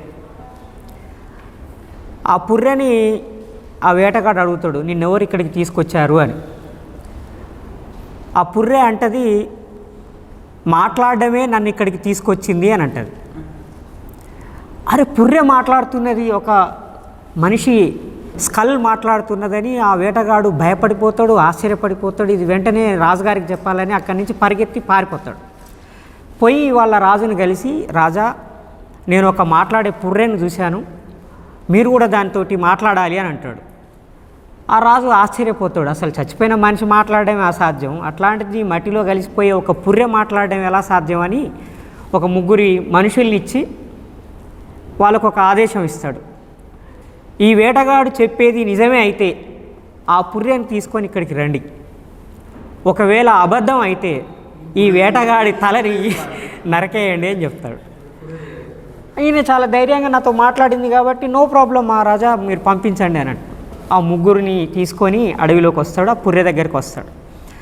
వచ్చి పుర్రె నేను ఇక్కడికి ఎవరికి తీసుకొచ్చారు అని అడుగుతాడు. ఆ పుర్రె మాట్లాడదు. పొద్దుటి నుంచి సాయంత్రం దాకా ఆయన చాలా కష్టపడి ట్రై చేస్తాడు ఆమెతో ఎట్లయినా మాట్లాడించాలని, లేకపోతే వాడి తల తెగిపోద్ది. అస్సలు సాధ్యం కాదు. ఆ సైనికులు ఆ వేటగాడి శిరస్సుని ఖండించి వెళ్ళిపోతారు. వాళ్ళందరూ వెళ్ళిపోయినాక అప్పుడు ఆ పుర్రె అడుగుతుంది, నిన్ను ఇక్కడికి ఎవరు తీసుకొచ్చిర్రు అని. మాట్లాడమే నన్ను ఇక్కడికి తీసుకొచ్చింది అని చెప్తాడు వేటగాడు. వేటగాడు మాట్లాడమే నన్ను ఇక్కడికి తీసుకొచ్చింది అని చెప్తాడు. అందుకని నేను ఎక్కువ మాట్లాడితే నా పరిస్థితి ఏంటో నాకు అర్థమవుతుంది. ఇది చాలా అద్భుతమైన స్టోరీ కానీ చాలా రిలవెన్స్ ఉండేది. అంటే ఎక్కువ మాట్లాడొద్దు, అతిగా మాట్లాడకూడదు అని చెప్పి ఒక అద్భుతమైన నైజీరియన్ ఫోక్. ఎందుకంటే ఇక్కడ కథల పేర్లే ఇంటి పేర్లుగా ఉన్నటువంటి రచయితలు ఉన్నారు ఇక్కడ మనకి. బా రహమతుల్లా బా అనే ఒక కథ రాసి ఇంటి పేరే బా అయిపోయింది. ఎండీనా ఎస్డీ అన్నా నువ్వు? మీరు ఎండీనా ఎస్డీనా ఎస్కేనా? షేకు అది తెలియదు మాకు, బా రహమతుల్లా తెలుసు. అంటే ఇంటి పేరు కథ పేరుగా మారిపోయిన కథకుల మధ్యన అతిగా మాట్లాడడానికి ఇక్కడ కూర్చున్నా, అందుకని కొద్దిగా జాగ్రత్తగా మాట్లాడాలి. సో కథ చాలా అద్భుతమైన కథలు రాస్తున్న మీ అందరికీ కథల గురించి టెక్నిక్ గురించి ప్రత్యేకంగా చెప్పాల్సిన పని లేదు. ఆల్మోస్ట్ మీరు అందరూ ప్రాక్టీస్లో ఉన్నారు కాబట్టి. కానీ కొద్దిగా అకాడమిక్ బ్యాక్గ్రౌండ్లోంచి అదేవిధంగా కథలు రాస్తున్న అనుభవంలోంచి కొన్ని విషయాలు మాత్రమే మీతో షేర్ చేసుకుంటాం. సో జనరల్లీ అకాడమిక్ డిస్కషన్లో కథ అంటే ఎట్లా ఉంటుంది, ఉంటుంది అనే విషయాల్లో స్థూలంగా ఒక 3-4 పాయింట్లు. ఒకటి, కథలో కోహరెన్స్ ఉండాలి. రెండోది కాన్ఫ్లిక్ట్ ఉండాలి. మూడోది క్లైమాక్స్ ఉండాలి. నాలుగోది కంక్లూజన్ ఉండాలి. దీన్ని ఇంగ్లీష్ లిటరేచర్లో 4 C's అంటారు, 4 C'లు. సో కోహరెన్స్, ఇప్పుడు ఇంతకు ముందు చెప్పిన నైజీరియన్ స్టోరీలో వేటగాడితోటి వాక్యం మొదలవుతుంది, వేటగాడి జవాబుతోటి ఇక్కడికి మాట్లాడడమే నన్ను ఇక్కడికి తీసుకొచ్చింది అనే ఆ మాటతోటి కథ ముగుస్తుంది. That is coherence. ఫస్ట్ వాక్యానికి చివరి వాక్యానికి మధ్యన ఒక కోహరెన్స్ ఉండాలి, ఒక లింక్. అట్లాగే అట్లీస్ట్ ఫస్ట్ పారాగ్రాఫ్కి కనీసం లాస్ట్ పారాగ్రాఫ్కైనా ఒక రిలవెంట్ కోహరెన్స్ ఉండాలి. ఏదో ఒక రకమైన ఒక పాజిటివో నెగిటివో మొత్తం మీద అయితే దాని మధ్యన ఒక లంకే ఉండాలి. అందుకని ఫోకు టేల్స్లో కావచ్చు లేదా క్లాసిక్స్లో కావచ్చు మనకి ఈ రకమైన కోహరెన్స్ కనిపిస్తుంది. అట్లాగే కాన్ఫ్లిక్ట్ ఉండాలి. కథలో కాన్ఫ్లిక్ట్ అంటే సంఘర్షణ, ఘర్షణ లేదా వైరుధ్యం తప్పకుండా ఉండాలి. వైరుధ్యం అంటే విలన్కి హీరోకి మధ్యన జరిగే ఫైటే కానక్కర్లేదు. ఆలోచనలకు సంబంధించిన సంఘర్షణ కూడా కావచ్చు, బాహిర్ అంతర్ సంఘర్షణలకు సంబంధించిన విషయం కూడా కావచ్చు, లేదా రెండు సంస్కృతులకు సంబంధించిన సంఘర్షణ కావచ్చు, రెండు ఆలోచనలకు సంబంధించిన సంఘర్షణ కావచ్చు, ఇద్దరు వ్యక్తులకు సంబంధించిన సంఘర్షణ కావచ్చు, ఏదైనా కావచ్చు. ఒక సంఘర్షణ ఉండాలి. ఆ సంఘర్షణ లేకపోతే కథలో డెప్త్ రాదు. సంఘర్షణ లేకపోతే కథగా మారే అవకాశం చాలా తక్కువ ఉంటుంది. అందుకని ఇక ఒకసారి కాళోజీ కథల మీద రారా ఒక అద్భుతమైన విమర్శ రాశాడు. ఆ రోజుల్లో పుస్తక సమీక్ష రాశాడు. రాస్తూ ఆయన ఒక మాట అన్నాడు, కాళోజీ కథలు స్టోరీ ఆఫ్ మూడ్గా లేవు, స్టోరీ ఆఫ్ ఇన్సిడెంట్గా ఉన్నాయని రాశాడు రారా. ఆ మాట అన్నందుకు కాళోజీ బాగా బాధపడ్డాడు. కాళోజీ అభిమానులు కూడా చాలా హర్ట్ అయ్యారు. అది వేరే విషయం. కానీ ఈడ 2 పాయింట్లు చెప్తున్నాడు, story of mood, story of incident. చాలా వరకు నేను అబ్జర్వ్ చేసిన వాటిలో బహుజన కథల్లో స్టోరీ ఆఫ్ ఇన్సిడెంట్గానే ఉంటాయి. మనకి పీరియాడికల్గా సమాజంలో జరిగే సంఘర్షణలు అంటే ఘటనలు, ఒక భయంకరమైన బాధాకరమైన సంఘటన లేదా ఏదైనా ఒక ఐడియాలజికల్ సంఘటన ఏదైనా జరగగానే ఆ సంఘటనని కథగా రాయడం కోసం చాలా స్పీడ్గా కథగా రాసేస్తారు మనల్లో. అప్పుడు అది పూర్తి స్థాయిలో కథగా తయారు కాదు. అదొక సంఘటనని మనకి మళ్ళీ గుర్తు చేసినట్టుగా అనిపిస్తుంది. కానీ మనకి అది కథ అని ఎప్పుడు అనిపిస్తుంది అంటే దాంట్లో ఆ మూడ్ ఉండాలి, స్టోరీ ఆఫ్ మూడ్ ఉండాలి. ఆ మూడు లేకపోతే కథ రాదు. అందుకని కథలో ఈ స్టోరీ ఆఫ్ మూడ్ అనేది రావాలంటే ఏం చేయాలి? స్టోరీ ఆఫ్ మూడ్ రావాలని అంటే మనకి హీరో విలన్ ఉండడం ఎంత అయితే ముఖ్యమో నా అభిప్రాయం ప్రకారంగా దానికి ఒక సెట్టింగ్ అనేది కూడా ఉంటుంది. ఏ సెట్టింగ్లో జరుగుతూ ఉన్నది కథ, ఏ లొకేషన్లో కథ జరుగుతూ ఉన్నది, ఆ లొకేషన్లో ఉన్న వాతావరణం ఏంటిది, ముఖ్యంగా ఆ టైమ్ అండ్ స్పేస్ ఏ కాలంలో జరుగుతూ ఉన్నది, ఇవి కూడా మనం పట్టించుకోవాలి. ఎందుకంటే వాతావరణం అనే దాన్ని కథలోకి తీసుకురాకుండా ఆ వాతావరణంలోకి పాఠకుని తీసుకుపోకుండా మనం స్టోరీ ఆఫ్ మూడ్ని క్రియేట్ చేయలేం. సో బహుజన కథలో ప్రధానమైన విశిష్టత ఏంటిది? ఇతర కథల కంటే బహుజన కథ దేంట్లో భిన్నమైనది? సబ్జెక్టులో భిన్నమైనదా, దాని నేరేషన్లో భిన్నమైనదా, దేంట్లో భిన్నమైనది? జీవితాలు, బాధలు, దుఃఖాలు, అవమానాలు అందరికీ ఉన్నాయే. కాకపోతే కొద్దిగా కుల వివక్ష ఎక్కువగా ఉండొచ్చు, అదొక్కటే సరిపోదు కదా. కానీ మనం ఏం చేస్తున్నాము? బహుజన సంస్కృతిని కథలోకి తీసుకురావడం మూలంగా బ్రాహ్మణీయ కథకి బహుజన కథకి మధ్యన ఒక స్పష్టమైన గీత గీస్తున్నాం మనం. శ్రీపాద సుబ్రహ్మణ్యం గారి కథలు చదివినప్పుడు, లేకపోతే ఇంకా మిగతా వాళ్ళ కథలు చదివినప్పుడు ఆ బ్రాహ్మణ కుటుంబాల నేపథ్యం, బ్రాహ్మణ సంస్కృతి దాన్ని ప్రధానంగా చూపిస్తారు. బుచ్చిబాబు చివరికి మిగిలేది నవల చాలా అద్భుతమైంది. కానీ ఆ నవల నిండా బ్రాహ్మణికపు భాషే ఉంటుంది. మీ బ్రాహ్మణలాగా కాదు మేము అని అంటది కోమలి. కావాలని ముట్టుకోవడానికి ప్రయత్నం చేసినప్పుడు, ఆమెతోటి పడుకోవాలని ఆయన ప్రయత్నం చేసినప్పుడు నేను మీ బ్రాహ్మణలాగా కాదు అని అంటది. అంటే ఆ బ్రాహ్మణ సంస్కృతిని, బ్రాహ్మణ భాషని వాళ్ళు వాతావరణం రూపంలో కథల్లోకి, నవల్లోకి తీసుకొచ్చినప్పుడు బహుజనులుగా మనం కథలు రాసేటప్పుడు బహుజన సంస్కృతిని, బహుజన నేపథ్యాన్ని కూడా మనం కథల్లోకి తీసుకురావాలి. ఆ రకంగా చూసినప్పుడు మనం చాలా వరకు సక్సెస్ అయినాం. మనం వాస్తవం చెప్పాలంటే బహుజన కథలు, ఉదాహరణకి ముస్లిం కథా సాహిత్యాన్ని తీసుకోండి. ముస్లిం కథల నిండా ముస్లిం సంస్కృతిని తీసుకొచ్చారు. అధూరే కథల్లో కావచ్చు, బక్రీ కథల్లో కావచ్చు, రహమతుల్లా కథల్లో కావచ్చు, ఈ కథలన్నీ చూసినప్పుడు ముస్లిం వాతావరణం అంటే కేవలం భాష మాత్రమే కాదు, ముస్లిం వాతావరణం అంటే భాష మాత్రమే కాదు, వాళ్ళ సంస్కృతి, వాళ్ళ జీవన విధానము, వాళ్ళు నివసించే ఆ ప్రాంతంలో కనిపించే వస్తువులు అవన్నీ కలిపితేనే కదా.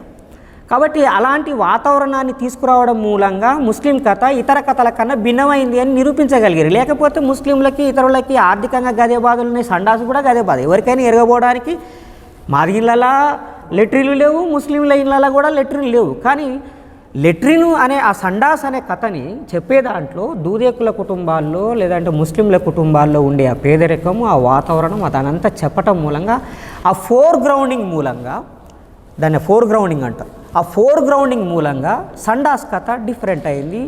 అదేవిధంగా మన స్కై అధూర్య కథలు కూడా డిఫరెంట్ అయినాయి. బక్రీ కథ కూడా డిఫరెంట్. బక్రీ కథ చాలామందికి చాలా సింపుల్గా కనిపిస్తుంది, కానీ బక్రీ కథ చాలా అద్భుతమైన కథ. ఒక మేకని ప్రేమించే ఒక వ్యక్తి భార్యని ప్రేమించాడు. యాక్చువల్గా నన్ను ప్రేమించాడు, కానీ మేక మీద ఇంత ప్రేమ అయిందిరా అనే కోపంతో వాళ్ళ ఆవిడ రగిలిపోతూ ఉంటుంది. కానీ ఆయన చాలా సింపుల్గా ఒకరోజు మేకను కోసి పోగులు పెట్టి తినేస్తాడు. అంతే కదన్నా? మేకను కోసి ఒక రంజాన్ రోజు ఫ్రెండ్స్ వచ్చినప్పుడు ఏదో జరిగినప్పుడు చాలా సింపుల్గా కోసి తినేస్తాడు. అంటే ప్రేమగా పెంచుకున్న మేకని చాలా సింపుల్గా అంతే డిజైన్ చేసుకుని ఒక విపరీతమైన విచిత్రమైన మనస్తత్వాన్ని చిత్రించాడు. కానీ దాంట్లో ఆ కుటుంబము, ఆ సంసారం చేసే క్రమంలో ఆ ఇల్లు, ఆ ఇరుకుతనము, అవన్నీ వాతావరణాన్ని అంతా అందులో చిత్రించాడు. కాబట్టి మనకి ఆ ముస్లిం కథ డిఫరెంట్గా అనిపించింది. అదే దళిత కథ మల్లెమొగ్గల గొడుగు కథలు ఎందుకు మన అందరికీ బాగా నచ్చినాయి? మాది ఇళ్ళల్లో ఉండే మన జీవితాలు, గొడును కోసినప్పుడు, పండగ చేసినప్పుడు మాదిగలు మాట్లాడుకునే భాష, వండుకునే వంట, తినే స్టైల్, వేసుకునే బట్టలు, ఇవన్నీ కూడా ఆయన మల్లెమొగ్గల గొడుగు కథల్లోకి తీసుకొచ్చాడు. అదేవిధంగా మన వినోదిని బ్లాక్ ఇంక్ పుస్తకంలో దళిత క్రైస్తవుల జీవితాలని తీసుకొచ్చింది. అంటే ఆ కల్చర్ని తీసుకొచ్చింది, ఆ వాతావరణాన్ని తీసుకొచ్చింది. కాబట్టి మనకి బాగా నచ్చింది. ఆ బ్లాక్ ఇంక్లో అయితే అపార్ట్మెంట్ కల్చర్, అర్బన్ సెంటర్లో, అర్బన్ స్పేస్లో, పట్టణాల్లో జీవిస్తున్న వాళ్ళలో, ముఖ్యంగా గేటెడ్ కమ్యూనిటీ లాంటి చోట్ల, అపార్ట్మెంట్లలో జీవిస్తున్న వాళ్ళ చోట అందరూ కలిసిపోయారు. పట్టణాలు పెరిగితే సహజంగానే కులవివక్ష పోతుంది, మనుషులందరూ కలిసి బతుకుతారని ఆశించే చోట స్పష్టంగా పలానా వాళ్ళు నాన్ వెజ్ తింటారు, వాళ్ళు దళితులు, వాళ్ళ దగ్గరికి పోకూడదు, వాళ్ళ ఇంట్లో మంచినీళ్ళు తాగకూడదని పిల్లల్ని చిన్నప్పటి నుంచే పెంచడం అనేదాన్ని బ్లాక్ ఇంక్ కథగా చాలా అద్భుతంగా రాసింది. నేనేమంటున్నానంటే ఏ కథలోనైనా సరే time and space and atmosphere, ఈ మూడు లేకపోతే కథలోకి డెప్త్ రాదు. అయితే ఇవి లేకుండా కూడా రాయొచ్చు, ఇవి లేకుండా కూడా నేరుగా కథలోకి వెళ్ళిపోవచ్చు. అయితే అది ఆ కథ దేని బలం మీద నిలబడుతుంది అంటే, నాకు తెలిసి ఆ పాయింట్ ఏదైతే సబ్జెక్టు ఎత్తుకుంటాడో ఆ సబ్జెక్టు, ఆ ప్లాట్ యొక్క బలం మూలంగానే ఆ కథ ముందుకు పోతుంది. కానీ క్లాసిక్ స్టోరీ మాత్రం కాలేదు. మనకు క్లాసిక్ స్టోరీస్గా ఎందుకు మన కేశవరెడ్డి గారి కథలు గుర్తుకొస్తాయి, మన రావిశాస్త్రి గారి కథలు, ఆరుసారా కథలు కావచ్చు, ఇంకా మిగతా కథలు ఎందుకు గుర్తుకొస్తాయి అంటే, ఇవన్నిటినీ వాళ్ళు అనుకోకుండానో తెలిసో తెలియకో చాలా అద్భుతంగా రాసేశారు. కాబట్టి ఈ వాతావరణాన్ని చిత్రించడం అనేది చాలా ముఖ్యం. రెండోది ఏంటంటే, ప్రాప్ అనేట ఆయన, నేను సెమియాటిక్స్ మీద రీసెర్చ్ చేశాను కాబట్టి, ప్రాప్ అనేట ఆయన వ్లాదిమిర్ ప్రాప్ అని ఒక రష్యన్ ఫోక్లోరిస్ట్, ఆంథ్రపాలజిస్టు. ఆయన జానపద కథల్లో ప్యాటర్న్స్ని చేశాడు. ఎన్ని ప్యాటర్న్స్ ఉంటాయి, అసలు ఏమేమి ఉంటాయి, hero, villain, supporting characters, hero ఇల్లు వదిలేసి వెళ్ళిపోవటము, ఇంట్లోంచి నెట్టేయటము, లేదా ఇల్లు వదిలేసి వెళ్ళిపోవటము, అక్కడ తాను ఘర్షణ పడటము, అక్కడి నుంచి మళ్ళీ ఇంటికి రావాలని ప్రయత్నం చేసే క్రమంలో తనకి ఆటంకాలు ఎదురు కావటము, చివరికి ఇంటికి చేరుకునేడానికి ముందు కూడా మళ్ళీ ఒక సమస్య వచ్చి తల్లిని కలుసుకోకుండా ఏమైపోతుంది అనే ఒక టెన్షన్, ఇట్లాంటి ఒక మొత్తం ముక్కలుగా చేసి ఆ ప్యాటర్న్స్ అన్నింటినీ చెప్పాడు. ఆల్మోస్ట్ ఒక 24 ప్యాటర్న్స్ని ప్రాపు చెప్పాడు. అవన్నీ సహజంగానే మనకి అన్ని జానపద సాహిత్యాల్లో కనిపిస్తాయి. మన ఇండియన్ ఫోక్లోర్లో కనిపిస్తాయి, అట్లాగే రష్యన్ ఫోక్లోర్లో కనిపిస్తాయి, ఆఫ్రికన్ ఫోక్లోర్లో కూడా కనిపిస్తాయి, ప్రతి చోట కనిపిస్తాయి. అందుకని ఈ వాతావరణం నేపథ్యంలోంచి హీరో విలన్ల మధ్యన జరిగే సంఘర్షణ అది బాగా తీవ్రం కావాలి. ఆ వైరుధ్యము మరింత తీవ్రమైతేనే ఒక క్లైమాక్స్కి చేరుకుంటుంది. క్లైమాక్స్ ఆటోమేటిక్గా కంక్లూజన్కి చేరిపోతుంది. అంటే ప్రీ క్లైమాక్స్ అని మన సినిమాలో కనుక, సినిమా రైటింగ్లో, సినిమా స్క్రిప్ట్ రైటింగ్లో ప్రీ క్లైమాక్స్ అని కూడా ఉంటుంది. అంటే ఇంకా కథ అయిపోయిందేమో అని అనుకుంటాం, కాదు, దాని తర్వాత మళ్ళీ ఇంకా ఉంటుంది, ఇంకొక అసలైన క్లైమాక్స్ ఉంటుంది. సో ఇలాంటివి తప్పకుండా ఉండాలనేది ఏం లేదు. కానీ ఒక ఎపిక్ స్టోరీ రాయాలంటే ఈ పద్ధతులన్నీ ఉండాలి. మామూలు కథ రాయటానికి ఇవన్నీ అవసరం లేకపోవచ్చు, కానీ ఒక ఎపిక్ స్టోరీ, ఒక అద్భుతమైన కళాఖండం రాశాడు, గొప్ప కథ ఇది అని అనిపించుకోవాలని అంటే, అలాంటి కథ రాయాలంటే మాత్రం ఇలాంటివి ఉండాలి. అవి తప్పకుండా ఉండాలని కాదు, ఉంటే బాగుంటుంది అనేది. సో మిత్రులారా, నేనేమంటున్నా అంటే మనకి బహుజనవాదంలో ఆల్మోస్ట్ అన్ని రకాలైనటువంటి రూపాల్లో శిల్పాల్లో రాశారు. మేజర్గా రాసినవి అయితే వాస్తవికవాద కథలు, రియలిస్టిక్ స్టోరీసే నాకు తెలిసి. ఈ రియలిస్టిక్ స్టోరీస్ పొలిటికల్ రియలిజం ఉంది, కల్చరల్ రియలిజం ఉంది, సోషల్ రియలిజం ఉంది, రిలీజియస్ రియలిజం కూడా ఉంది. అంటే మతపరమైన వాస్తవికత ఉన్నది, సాంస్కృతిక వాస్తవికత, సామాజిక వాస్తవికత, రాజకీయ వాస్తవికత. ఈ 4-5 రకాలైనటువంటి వాస్తవికతలు ఉన్న కథలు మన బహుజనులు చాలా ఎక్కువగా రాశారు. చైతన్య స్రవంతి టెక్నిక్లో రాసినటువంటి కథలు కూడా ఉన్నాయి. దాంట్లో మన స్కై ఒక కథ రాస్తాడు, బాగా తాగిన తర్వాత చచ్చిపోయిన తర్వాత ఏమవుతుంది అని ఒక కథ ఉంటుంది. అట్లాగే షాజహాన్ కూడా ఒక కథ రాసింది చైతన్య స్రవంతి పద్ధతిలో. దాని గురించి అంపశయ నవీన్ రాతలని మనకు తెలుసు. అంపశయ నవీన్ చిన్న చిన్న కథలు కూడా రాశాడు వీటికి సంబంధించి. అయితే నాకు చాలా రకాలైన టెక్నిక్లు రాసినప్పటికీ నేను మ్యాజికల్ రియలిజం గురించి లాస్ట్కి మాట్లాడతాను. ఎందుకంటే ప్రాచీన ఈజిప్టు కథల్లో ఒక 2 కథలు మ్యాజికల్ రియలిజం గురించి ఉన్నాయి, అవి చెప్తాను. నేను ఇంతకుముందు అన్న ఎడ్గార్ ఎలన్ పో గురించి చెప్పారు. తెలుగు సాహిత్యంలో బై డిఫాల్ట్ థ్రిల్లర్స్ రాయడం ఎందుకో అది చాలా నాసిరకం పని అనుకున్నారు. థ్రిల్లర్ స్టోరీస్ రాయటం, ఒక సైకిక్ స్టోరీస్ రాయటం. మనకి స్ట్రీమ్ ఆఫ్ కాన్షియస్నెస్ టెక్నిక్లో కథలు రాయటం ఉంది, కానీ క్రైమ్ స్టోరీస్ రాయటం అనేది లేదు.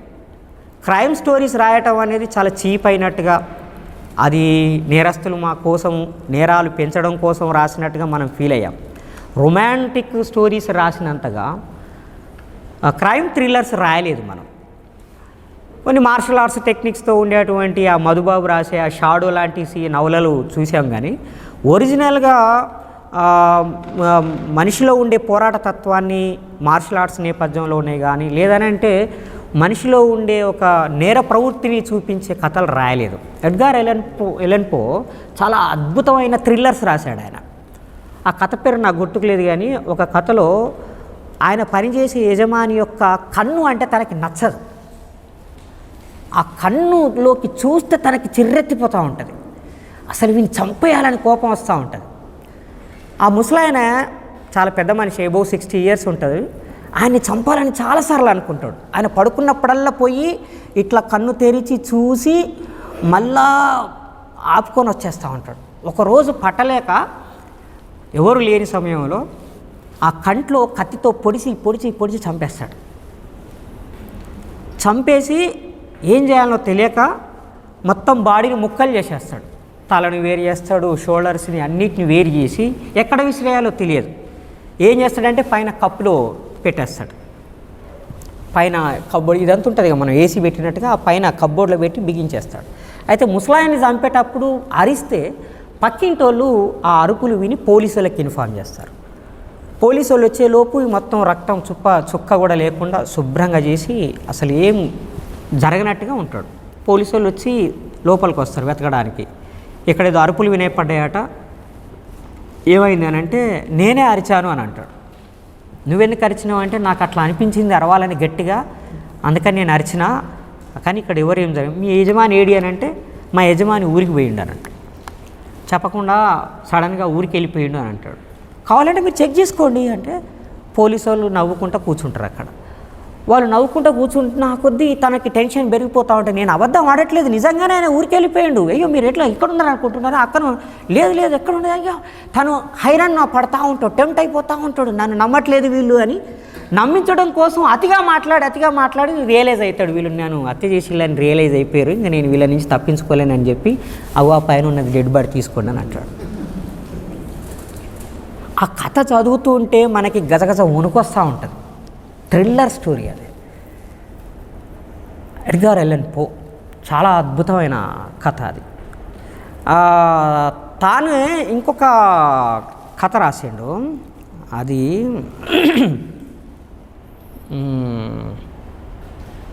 1 సెకండ్. అది ఏం కథ అంటే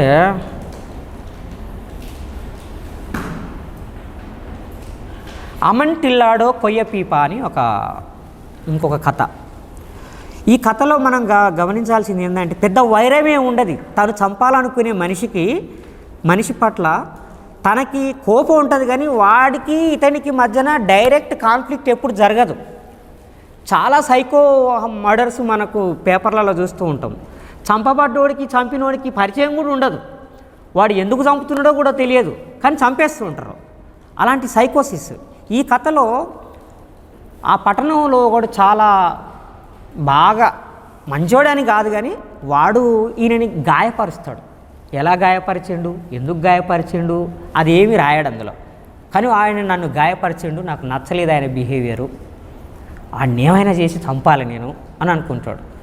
ఎట్లా చంపాలి ప్లాన్ చేస్తాడు. వాడికి పాత వైన్ని గుర్తుపట్టే ఒక తెలివి ఉన్నది. చాలా మంచి వైన్ ఏంటిది అనేది తను మాత్రమే గుర్తుపట్టగలుగుతాడు, ఇంకెవడు గుర్తుపట్టలేడు ఆ టౌన్లో. అందుకని నేను ఏం చేస్తాడంటే చాలా పురాతనమైన సమాధులు ఉన్న ఒక నేలమాలిగల్లో ఒక అద్భుతమైన వైన్ ఉన్నది. అది ఏదో వైన్ అని ఆ పేరు అది చెప్తాడు. ఆ వైన్ ఉందాట అక్కడ, అది నువ్వేమన్నా అది కరెక్టేనా, అది నిజమైన వైనో కాదు నువ్వు గుర్తుపట్టగలుగుతావా అని అంటాడు. నన్ను గుర్తుపట్టగలుగుతావా అంటావా, చూద్దాంపా అని అంటాడు. నన్ను చూపిస్తాడు, లోపలికి తీసుకుపోతాడు. ఇక ఎక్కడో లోపలికి తీసుకుపోతాడు. మొత్తం పుర్రెలు ఎముకలు అవన్నీ ఉంటాయి అన్నమాట లోపలికి తీసుకుపోతే ఒక లోపలికి పోయినాక ఒక బాటిల్ దొరుకుతుంది. ఆ బాటిల్ తీసుకుంటాడు. వాడు వాసన చూస్తాడు, చూసి ఇది అదే అని అంటాడు. నేను నమ్మాను, తాగి చెప్పాను అంటాడు. వాడు తాగుతాడు. నువ్వు కూడా తాగంటాడు. నేను తాగాను, అది నిజంగానే అది కాను, ఆ వైనో కాదు నేను తాగాను అని అంటాడు. నువ్వు తాగకపోతే నాకే మంచిది, నేనే తాగుతా అని చెప్పి వాడు తాగుతా ఉంటాడు. తాగుతా ఉంటే ఈడేం చేస్తాడు, అప్పటికే సిద్ధంగా పెట్టుకున్నటువంటి మంచి సిమెంటు, కంకర, రాళ్ళు అవన్నీ సిద్ధంగా చేసి పెట్టుకుంటాడు. వాడు అవతల తాగుతూ ఉంటే యువతల గోడ కడతా ఉంటాడు. వాడు తాగి పడిపోతాడు, వాడికి మెలకు రాదిక. వాడు సమాధి కట్టేస్తాడు. కట్టేసి ఇంకెక్కడి నుంచి అయినా తప్పించుకొని వస్తాడా అని చూస్తూ ఉంటాడు. ఎక్కడి నుంచి కూడా రాదు అనగానే లాస్ట్ ఇటుక పెడ్డ కట్టేసి వచ్చేస్తాడు. వాడు రే అని చెప్పి అరుస్తాడు. వానికి అర్థమైపోతుంది వీడు నన్ను చంపేస్తున్నాడని. వాడు ఆ చావు భయంలోంచి ఒక వికటాట్టహాసం చేస్తాడు, నవ్వుతాడు, నువ్వు నన్ను మోసం చేసి చంపేస్తున్నావురా అని. ఆ నవ్వుకి తన అర్థం తెలుస్తుంది, కానీ వాడు చచ్చిండు అనేది కావాలి. నన్ను గాయపరిచిండు, వాడు నన్ను అవమానించిండు అనే కోపంతో అక్కడి నుంచి బయటకు వచ్చి తర్వాత వాని ఆత్మ శాంతించుగాక అని రాస్తాడు. అమెంటిల్లాడో ఆ పీప అనేది, ఆ కొయ్య పీప అనే కథ చదువుతూ ఉంటే ఒక సైకోసిస్ తోటి మర్డర్ ఎలా చేస్తారు అనేది మనకు భయం కలుగుతుంది. ఇన్ని హత్యలు చేస్తూ ఉన్నారు మనోళ్ళు. మన సమాజంలో మన జాతులకు సంబంధించిన రౌడీ షీటర్లు కూడా ఎంతోమందిని చంపుతూ ఉన్నారు. వాళ్ళు కూడా మనోళ్ళని చాలామందిని చంపుతూ ఉన్నారు. ప్రణయ్ని చంపారు, మంత్రిని మధుకర్ని చంపారు, ఇంకా చాలామందిని చంపారు. కనీసం మనం వాళ్ళని చంపిన స్టోరీలనైనా ఒక థ్రిల్లర్ ఫామ్లో రాయలేకపోయాం, ఒక థ్రిల్లర్ జానర్లో రాయలేకపోయాం. మమ్మల్ని చంపారు అని ఒక దుఃఖభరితమైన బాధలో రాసినాం తప్ప దాన్ని ఒక హీనాతిహీనమైన థ్రిల్లర్గా, క్రైమ్గా మనం రాయలేకపోయాం. పోని మనమైన అవతలోలను చంపినప్పుడు ఆ చంపడాన్ని ఎంత కసిగా చంపామనే కథ కూడా ఇప్పటి వరకు మనం రాయలేకపోయినాం. అసలు ఈ థ్రిల్లర్ అనే జానర్నే మనం ఇంతవరకు పట్టించుకోలేదు. ఎందుకు పట్టించుకోకూడదు? మనం థ్రిల్లర్ రాస్తే కేవలం సినిమా రైటర్స్ మాత్రమే రాయాలా? సినిమాలు తీస్తే చాలా ఇంట్రెస్ట్గా చూస్తున్నాం కదా, అదే క్రైమ్ థ్రిల్లర్స్ని చాలా అద్భుతంగా 100 days ఆడిన క్రైమ్ థ్రిల్లర్స్ కూడా వచ్చినాయి కదా. కానీ కథా సాహిత్యంలో మాత్రం క్రైమ్ థ్రిల్లర్ ఎందుకు రాకూడదు? ఇది మనం ఆలోచించాల్సినటువంటి విషయం. అందుకని మనం ఈ థ్రిల్లర్ జానర్ని కూడా రాస్తే బాగుంటుంది అని నా ఉద్దేశం. ఇంకా ఆఖరిగా మీకు అందరికీ చాలా టెక్నిక్లు తెలుసు. మనకి మ్యాజికల్ రియలిజంలో తెలుగులో మ్యాజికల్ రియలిజం స్టోరీస్ రాసిన వాళ్ళలో నాకు తెలిసి చాలా గొప్ప magical realist writer doctor V Chandrasekhara Rao. సరే, ఆయన ఇంకెవరికి ఒక పెద్ద ఆయనకి మునిపెళ్ళి రాజు కథలకి ఆ జానర్లో రాసినందుకు ఆయనకి కేంద్ర సాహిత్య అకాడమీ అవార్డు ఇచ్చారు. నిజంగా అందులో మ్యాజికల్ రియలిజం టెక్నిక్ ఏమి ఉండదు మునిపెళ్ళ రాజు కథల్లో. ప్యూర్లీ థియరిటికల్గా కానీ టెక్నికల్గా కానీ మ్యాజికల్ రియలిజం టెక్నిక్ని అడాప్ట్ చేసుకొని రాసిన ఏకైక తెలుగు రచయిత నాకు తెలిసి డాక్టర్ వి చంద్రశేఖరరావు. ఆ కథలు మీరు చదివి ఉంటారు. చిట్ట చివరి రేడియో నాటకము, మాయాలాంతరు, 5 హంసలు అనే నవల, మోహన్ రావు ఆత్మహత్యన నరసింహరావు ఆత్మహత్య, అలాంటి కథలని మీరు మాయాలాంతర్లో అయితే ఇంకా చాలా అద్భుతంగా కథలు ఉంటాయి. సరే, ఆ కథలు మీకు తెలుసు కాబట్టి నేను అందులోకి పోను. కానీ ఇంకా ప్రాచీన ఈజిప్టు కథ ఒక కథ చెప్తా. అంటే అందులో 2 కథలు ఉంటాయి. దయచేసి ఇందులో ఉన్న వాళ్ళు ఎవరు కూడా నన్ను తప్పుపట్టడానికి వీల్లేదు. ఎందుకంటే అవి క్రీస్తు పూర్వము 7000 సంవత్సరాల క్రితం నాటి కథలు. మనకి అత్యంత ప్రాచీనమైన లిఖిత సాహిత్యము ఈజిప్టు నాగరికతలోనే దొరుకుతున్నది. బుక్ ఆఫ్ డెడ్ అనే పుస్తకాలు, అంటే నంబర్ ఆఫ్ బుక్స్ ఉంటాయి. ఇది పిరమిడ్లలో చనిపోయిన వాళ్ళ గురించి, చనిపోయిన వాళ్ళ చరిత్రని, వాటన్నింటినీ తెలియజేసే వివరాలన్నీ ఆ గోడల మీద రాశారు. వాటిని బుక్ ఆఫ్ డెడ్ అని అంటారు, చనిపోయిన వాళ్ళ మృతజీవుల పుస్తకాలు. అట్లా దొరికినటువంటి అనేక గాథల్లో ఈజిప్టు అతి ప్రాచీన ఈజిప్టు గాథలు కూడా కొన్ని దొరికినాయి. దాంట్లో ఒక కథ మంత్రాలకు సంబంధించి, తంత్రాలు అంటే మ్యాజికల్ రియలిజానికి సంబంధించిన స్టోరీసు. వెబనార్ అనే ఒక పూజారి ఉంటాడు. ఆ పూజారికి అందమైన భార్య ఉంటుంది. పూజారికి సంపద ఉన్నది, గౌరవం ఉన్నది, చాలా ఉన్నాయి. రోజు పూజారి ఇంటి దగ్గర నుంచి గుడికి వెళ్ళిపోగానే భార్య తన బాయ్ ఫ్రెండ్ తోటి ఎంజాయ్ చేస్తూ ఉంటుంది. ఆ పక్కనే ఒక అబ్బాయి ఉంటాడు. వాళ్ళ ఇంటి దగ్గర వీళ్ళ ఇంటి పక్కనే ఒక కొలను ఉంటుంది. పూజారి బయటికి వెళ్ళిన తర్వాత పూజారి భార్య తన ప్రియుడితో కలిసి గడుపుతూ ఉంటుంది. ఆ విషయాన్ని ప్రధాన సేవకుడు చూసి పూజారికి ఇన్ఫామ్ చేస్తాడు, అమ్మగారు వేరే ఒక యువకుడితోటి సంబంధం పెట్టుకున్నది అని. దానికి పూజారి బాధపడతాడు, కోపం వస్తుంది. ఆయన ఏం చేస్తాడు, ఒక మైనపు ముసలిని, 7 అంగుళాల మైనపు ముసలిని తయారు చేసి మంత్రం చదివి ఆ ప్రధాన సేవకుడికి ఇస్తాడు. ఆ యువకుడు రత్యానంతరము కొలంలో దిగి స్నానం చేస్తున్నప్పుడు, కొలనులో మునిగినప్పుడు ఈ మైనపు ముసలిని అందులో వదిలేయి అని చెప్తాడు. నెక్స్ట్ డే పూజారి బయటికి వెళ్ళిపోగానే వాళ్ళ ప్రియుడితోటి గడుపుతుంది ఆమె. ప్రియురాలతోటి సంతోషపడ్డ తర్వాత ఆ యువకుడు ఆ కొలంలో దిగి స్నానం చేస్తూ ఉంటాడు. వాడు నీళ్ళల్లో మునగ్గానే ఈ మంత్రించిన మైనపు బొమ్మని, ముసలి బొమ్మని నీళ్ళల్లో వదులుతాడు ప్రధాన సేవకుడు. అది 12 అడుగుల ముసలిగా మారి ఆ యువకుడిని నోట గరుచుకొని ఆ కొలంలోని అడుగు భాగంలోకి వెళ్ళిపోతుంది. వారం రోజులకి ఆ పూజారి రాజుగారిని పిలుచుకొచ్చి కొలం దగ్గర నిలబెట్టి మంత్రం చదువుతాడు. ఆ నీటి అడుగున ఉన్న ముసలి ఆ యువకుడిని నోట గరుచుకొని ఒడ్డు మీదకి వచ్చి పూజారి పాదాల చెంత కక్కేస్తుంది వాడిని. రాజుగారికి ఆమె తప్పు చేసిందని అర్థమవుతుంది. రాజుగారు శిక్షించండి అని చెప్పి ఆజ్ఞ విడుదల చేయగానే మళ్ళీ ఆ మైనపు, అంటే బయటకు వచ్చి కక్కేసిన తర్వాత మళ్ళీ అది 7 అంగుళాల మైనపు బొమ్మగా మారిపోతుంది.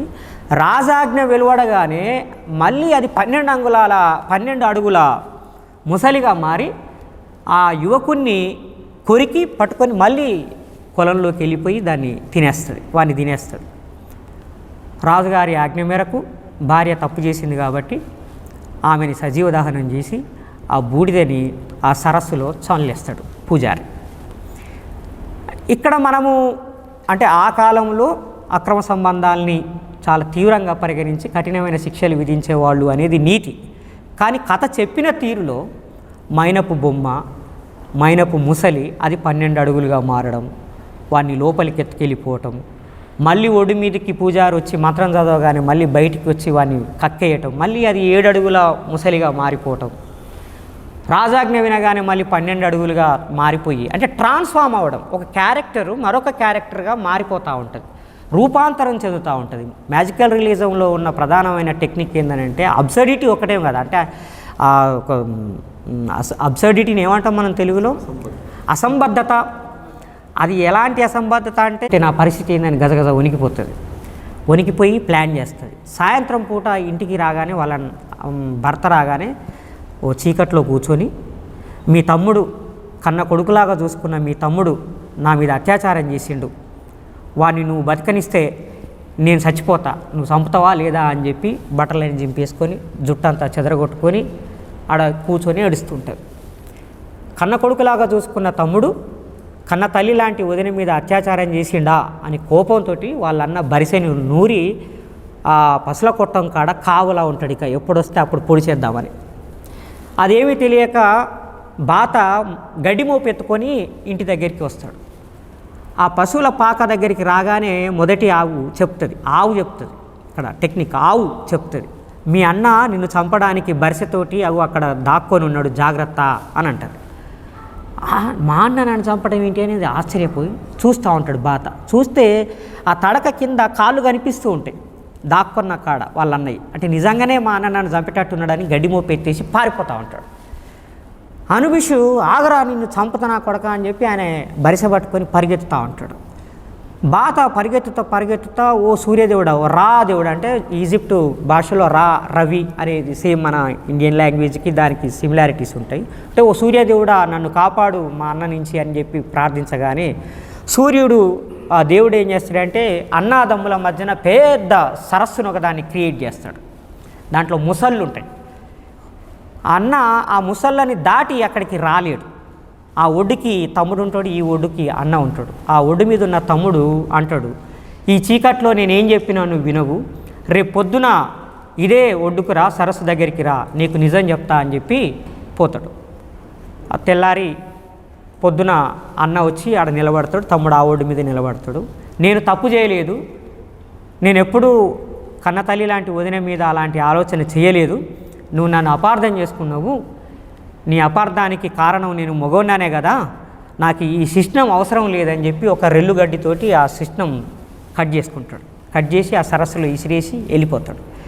అప్పుడు రియలైజ్ అవుతాడు వాళ్ళన్న, మా తమ్ముడు తప్పు చేయలేదు, నేను నా భార్య మాట విని పొరపాటు చేసిన అని చెప్పి.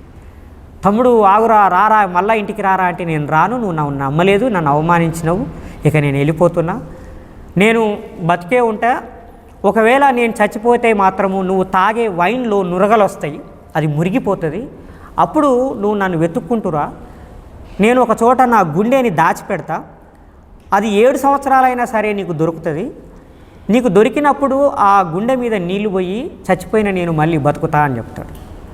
అట్లా కొద్ది కాలం అయిపోయిన తర్వాత ఆయన పోతాడు అక్కడికి, తమ్ముడు వేరే చోటికి వెళ్ళిపోతాడు. ఒక అడవిలో, చాలా పెద్ద అడవిలో ఒక ఇల్లు కట్టుకొని ఉంటాడు. ఎంతకాలం ఉంటాడు, ఒంటరిగా. కాబట్టి తనకి ఒక తోడు కావాలని 7 దేవుళ్ళని ప్రార్థిస్తాడు. 7 దేవుళ్ళు అందరు కలిసి ఒక అందమైన యువతిని భార్యగా తనకిస్తారు. కానీ అతడు నపుంసకుడు, తనకి శిష్ణం లేదు కాబట్టి ఏం చేసుకుంటాడు అందమైన భార్యని, కానీ ఆమెతో కలిసి ఉంటాడు. ఆమె ఒకరోజు నదిలో స్నానం చేస్తూ ఉంటుంది. ఆమె శిరోజాల్లో ఒక తీగ, అలాంటి ఒక శిరోజం, ఒక వెంట్రుక అలా నదిలో కొట్టుకుంటా పోయి రాజు ఒక చోట స్నానం చేస్తుంటే రాజుకు తాకుతుంది. అది ఇంత అందమైన శిరోజాలు కలిగిన స్త్రీ ఎవరు, ఈమెను నేను రాణిగా చేసుకోవాలి, తీసుకురమ్మని చెప్పి సైనికులను ఇచ్చి వెతుకుతూ పంపిస్తారు. ఆ సైనికులు అడవిలో వెతుకుతూ ఈడికి వచ్చేస్తే ఈ బాత తన భార్యతోటి ఉంటాడు. ఆమె మాకు కావాలి, రాజుగారు తీసుకురమ్మని ఆమెని ఎత్తుకపోవడానికి ట్రై చేస్తారు. బాత వాళ్ళని కొట్టి మ్యాక్సిమం అందరినీ చంపేస్తూ ఒకడు బతుకు జీవుడా అని పారిపోయి రాజుగారికి చెప్తాడు, ఆయనతోటి మనం గెలవలేము, చాలా మహాబలవంతుడు, మనం ఆయన ఎత్తుకురాలేము మహాప్రభు అని. అంటే ఆయన ఒక ప్లాన్ చేస్తాడు. ఒక ముసల్దానికి డబ్బులు ఇచ్చి ధనం ఇచ్చి నువ్వు ఎట్లయినా సరే ఆమెని ఒప్పించి తీసుకురావాలని పంపిస్తారు. మాటకారిదైన ఆ ముసల్ది అడవిలోకి వచ్చి ఆమెతో స్నేహం చేసి, మగతనం లేని నీ మొగుడితోటి ఎంతకాలం ఉంటావు, నువ్వు రాజుగారిని పెళ్లి చేసుకో అని చెప్పి రాజుగారి దగ్గరికి తీసుకొస్తారు. రాజుగారి దగ్గరికి తీసుకొచ్చే సమయంలో ఈయనే నన్ను మోసం చేసిందని చెప్పి అర్థం చేసుకొని ప్రతిఘటించడానికి ప్రయత్నం చేస్తే ఆ రాజ సైనికులు ఆయన్ని పొడి చేస్తారు. అయితే ఈయన హృదయం ఎక్కడో ఒక చోట దాచిపెడతాడని చెప్పింది కదా, వాళ్ళ అన్నకి అనుబిష్కి అర్థమైపోతుంది, ఆయన తాగే వైన్ నురగలు వస్తుంది, మురిగిపోతుంది, నా తమ్ముడికి ఏదో ప్రమాదం వచ్చిందని అర్థమవుతుంది. వెతుక్కుంటూ అడవిలోకి వచ్చేస్తాడు. అక్కడ శవంలాగా పడి ఉంటాడు. కానీ వాళ్ళ తమ్ముడు చెప్పింది గుర్తొస్తుంది, ఒక గుండెని దొరకబడితే మా తమ్ముడు బతుకుతాడని. ఒక 7 రోజులు వెతికి చివరికి ఆకుల కింద ఎక్కడో పెట్టినటువంటి ఆ గుండెని దొరకబట్టి దాని మీద నీళ్లు పోయగానే తమ్ముడు బతుకుతాడు. తమ్ముడు బతకగానే అన్న నన్ను బతికించినందుకు చాలా సంతోషం, ఇప్పుడు నేను ఒక వృషభం అవతారం ఎత్తుతా, నేను వృషభంగా మారిపోతా అని ఒక వృషభంగా ఒక ఆవులాగా ఒక ఎద్దులాగా మారిపోతాడు. ఒక ఆవులాగా ఎద్దులాగా మారిపోతాడు, మంచి కోడెలాగా మారిపోయి అన్న నువ్వు నన్ను తీసుకుపోయి రాజుగారికి అప్పగించు, మంచి కానుకలు లభిస్తాయి, అవి తీసుకెళ్ళి నువ్వు సుఖంగా బతుకు అని అంటాడు. అనగానే ఆ అన్న ఆ కోడెలాగా ఉన్నటువంటి తమ్ముడిని తీసుకుపోయి రాజుగారికి ఇస్తాడు. రాజుగారు తీసుకుంటాడు దాన్ని. అయితే ఆ భార్య ఉన్నది కదా, ఆమెను చూడడానికి పోయి నేను అక్కడికి పోయి ఆమె మంచిగా డ్రెస్సింగ్ టేబుల్ ముందు నిలబడి తయారవుతుంటే నేను వచ్చిన నన్ను గుర్తుపెట్టినవా అని అంటాడు ఈ బాత నోటి దూలకి. అనగానే ఆమెకి రియలైజ్ అవుతుంది, అమ్మ వీడు మళ్ళా వచ్చిండా అని చెప్పి. అని రాజుగారి దగ్గరికి వెళ్ళి రాజా ఈ కోడె చాలా బలంగా చాలా అందంగా కనపడుతుంది, దీని మాంసం తినాలి నాకు, దీన్ని కోసిపెట్టు నాకు అని అంటారు. అనగానే రాజు సైనికులకి ఆదేశం ఇవ్వగానే దాన్ని నరుకుతారు. నరికినప్పుడు 2 చుక్కలు ఆ రాజప్రసాదం యొక్క గేటుకి లెఫ్ట్ సైడు రైట్ సైడు పడతాయి, 2 రక్తపు చుక్కలు. ఆ రక్తపు చుక్కలతోటి ఆ పెద్ద ఎత్తైనటువంటి వృక్షాలు పెరుగుతాయి. రాణి ఆ మాంసం తింటుంది. మళ్ళీ ఒక గేటు దగ్గరికి వచ్చేటప్పటికల్లా ఎత్తైన వృక్షాలు ఉంటాయి. వృక్షాలు ఉండగానే ఓ మోసగత్తే నువ్వు నన్ను చంపాలని చూసావు, చంపించావు, అయినా నేను నిన్ను చూస్తూనే ఉన్నాను చూసావా అని అంటాడు. ఈ చెట్ల రూపంలో ఉన్నాడు. మళ్ళీ ఆమె కోపం వస్తుంది, ఈయన ఎంతో వదిలించుకుందామన్నా వదలట్లేదని. రాజా ఈ చెట్లను చూస్తే నాకు చాలా చిరాకేస్తూ ఉన్నది, నేను చాలా అసౌకర్యంగా ఫీల్ అవుతా ఉన్నా, ఈ చెట్లను నరికించు అని అంటారు. అనగానే రాణి ఏం చెప్తే ఆమెకు సంతోషం కోసం చేయాలి కాబట్టి ఆ చెట్లను నరికేయండి అని చెప్తాను. చెట్లను నరికేస్తే ఒక పేడు మాట్లాడుతున్న ఆమె నోట్లో పడిపోతుంది. పేడు ఆమె నోట్లో పడగానే రాణి గర్భం దాలుస్తుంది. రాణి గర్భం దాల్చి రాజు కోరుకున్నట్టుగానే ఒక కొడుకు పుడతాడు. ఆ కొడుకుయే బాత, ఆడు యువరాజు అవుతాడు. రాజు ముసలోడైన తర్వాత ఆ రాణిని వీడు రాజుగా ప్రకటించుకున్న తర్వాత తనను మోసం చేసిన ఆ రాణిని తలారి చేత నరికిస్తాడు. అది ఇక్కడ ముచ్చట ఏంటంటే ఎప్పుడైతే 7 దేవుళ్ళు కలిసి ఆమెని తయారు చేసి అప్పచెప్పినప్పుడు ఒక దేవుడు చెప్తాడు, ఆయన ఏమంటాడంటే ఈ అందమైన నీ భార్య ఒక తలారి చేతిలో హత్య గావించబడుతుంది అని చెప్పి. సేమ్ ఆఖరిగా జరిగే లైన్ ఏందనంటే తలారి చేతిలో ఈ బాత భార్య చచ్చిపోతుంది అన్నమాట. ఈ కథ చదువుతూ ఉంటే క్యారెక్టర్స్ ట్రాన్స్ఫార్మ్ అవుతూ ఉంటాయి. ఆడు ఎద్దుగా మారుతాడు, ఆడు చెట్టుగా మారుతాడు, ఆడు బిడ్డగా మారుతాడు, మొత్తం గ్రాఫిక్సే ఉంటాయి. అంటే మ్యాజికల్ రియలిజంలో ఇది ఎంత ఇమాజినేషన్ ఊహించాడు. రియలిజం అని అంటే మనం ఏంటిది, ఉన్నదాన్ని ఉన్నట్టుగా చూపించడం ఫోటో కాపీ కాదు కదా. ఒక రచయిత సమాజాన్ని ఉన్నదాన్ని ఉన్నట్టుగా చూపించడం మాత్రమే కాదు, దాన్ని రీక్రియేట్ చేయాలి. ఫోటో కాపీ తయారు చేయటం కాదు, రీక్రియేట్ చేయాలి. రీక్రియేట్ చేసేటప్పుడు అది మరింత అందంగా లేదా మరింత సూపర్ న్యాచురల్గా ఉండాలి. అట్లా ఆ టెక్నిక్ మనకు మ్యాజికల్ రియలిజంలో కనపడుతుంది. అలాంటి టెక్నిక్స్ని కూడా మన జీవితాల్లో మనం సూటిగా చెప్పలేని విషయాల్ని చెప్పడానికి ఉపయోగించుకోవచ్చు. అయితే మనకి కథల్లో కావచ్చు, నవలల్లో కావచ్చు, పౌరాణిక పాత్రల్ని పరిచయం చేయటం, మన కల్చర్ని తీసుకొచ్చే క్రమంలో వాటిని మనం ఉదాహరించటం లేదా వాటిని చెప్పటం అనేది మనం చూస్తాం. వెంకటకృష్ణ వీరగల్లు కథ ఒకటి రాశారు వెంకటకృష్ణ గారు. అన్న రాసిండు, కథ రాసిండు అన్న. మనకు ఊళ్ళల్లో వీరగల్లు బొమ్మలు కనపడతాయి, రాతి బొమ్మలు, ఒక వీరుడి బొమ్మలు కనపడతాయి, కానీ అవి ఎవరు పట్టించుకోరు. వాస్తవానికి ఊరిని కాపాడడం కోసం బలిదానం చేసిన వాళ్ళు, లేదంటే శత్రువుతో కొట్లాడి చనిపోయిన వాళ్ళ జ్ఞాపకార్థం పెట్టేటువంటి బొమ్మలు అవి వీరగల్లులు. అవి వాటి మీద చాలా అద్భుతమైన కథ మన వెంకటకృష్ణ రాసింది. అందుకని మన కల్చర్లో మనము మన ఉదాహరణకి నేను మా బైండ్ల నేపథ్యంలో బైండ్ల చంద్రయ్య కథలు రాసేటప్పుడు బైండ్ల చంద్రయ్య బోనాల పండుగ రాశాను. ఆ అద్భుతమైన కథలో ఆ బైండ్లు కథ ఎట్లా చేస్తారు, బోనాలు ఎట్లా చేస్తారు, శివం వచ్చినప్పుడు ఆడోళ్ళు ఎట్లా ఊగుతారు, శివం వచ్చిన ఆడోళ్ళని ఎట్లా శాంతింపజేస్తారు, అవన్నీ నేను రాయటం జరిగింది. అట్లాగే బైండ్ల కంచె అని ఒక కథ రాసిన. దాంట్లో పాము, ఆ కంచెలో ఉండే పాము తనని రక్షించడానికి ఎట్లా ప్రయత్నం చేస్తుంది, అది సింబాలిక్గా ఉంటుంది. దాని కంటిన్యూషనే అన్వేషణ అనే కథలో చంద్రయ్య ఏది నిజం ఏది అబద్ధం తెలుసుకోవడానికి ఊరొదిలేసి నడుస్తూ పోయే క్రమంలో పనిగిరి అవతల ఉన్న గుట్టల్లో పడుకొని ఉంటే పాము వచ్చి నిద్రలేపుతుంది. ఒక 2 పాములు వచ్చి దాంట్లో తన కంచెలో కనపడ్డ పామే అక్కడ కనబడుతుంది. ఇట్లాంటి ఈ మిస్టిక్ ఎలిమెంట్స్ని మనము యాక్చువల్గా మన సంస్కృతిలో అంతర్భాగంగా ఉన్న వాటిని మనం వదిలేస్తూ ఉంటాం. యాక్చువల్గా వాటిని కథల్లోకి తీసుకురావడం ద్వారా మనము ఒక డెప్త్ని తీసుకొస్తాం. అలాంటి కల్చరల్ రైటింగ్ అనేది మనం చేయాలి. అయితే నేనేమంటున్నానంటే మనం రాసిన వాటిలో చాలా వరకు సూటిగా నేరుగా ఉంటాయి. ఉపమానాలు మనం రాసే ఈడియం కూడా చాలా ఇంపార్టెంట్ మన లాంగ్వేజ్ని, మన వాతావరణాన్ని సృష్టించడానికి. సూర నవలలో అన్న ఒక కథ చెప్తాడు. హీరో వాళ్ళ అమ్మని ఒక భూస్వామి రేప్ చేస్తాడు.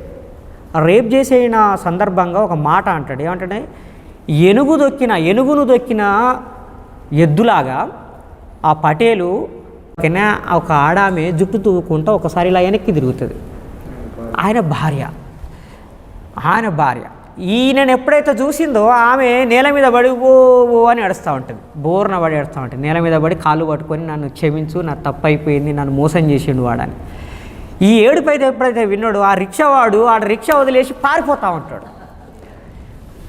వాడే నన్ను తీసుకొచ్చింది మోసం చేసి అని కానీ దొంగ నా కూడా కావురా అని చెప్పి ఊరికే వాడు తప్పించుకొని పారిపోతాడు.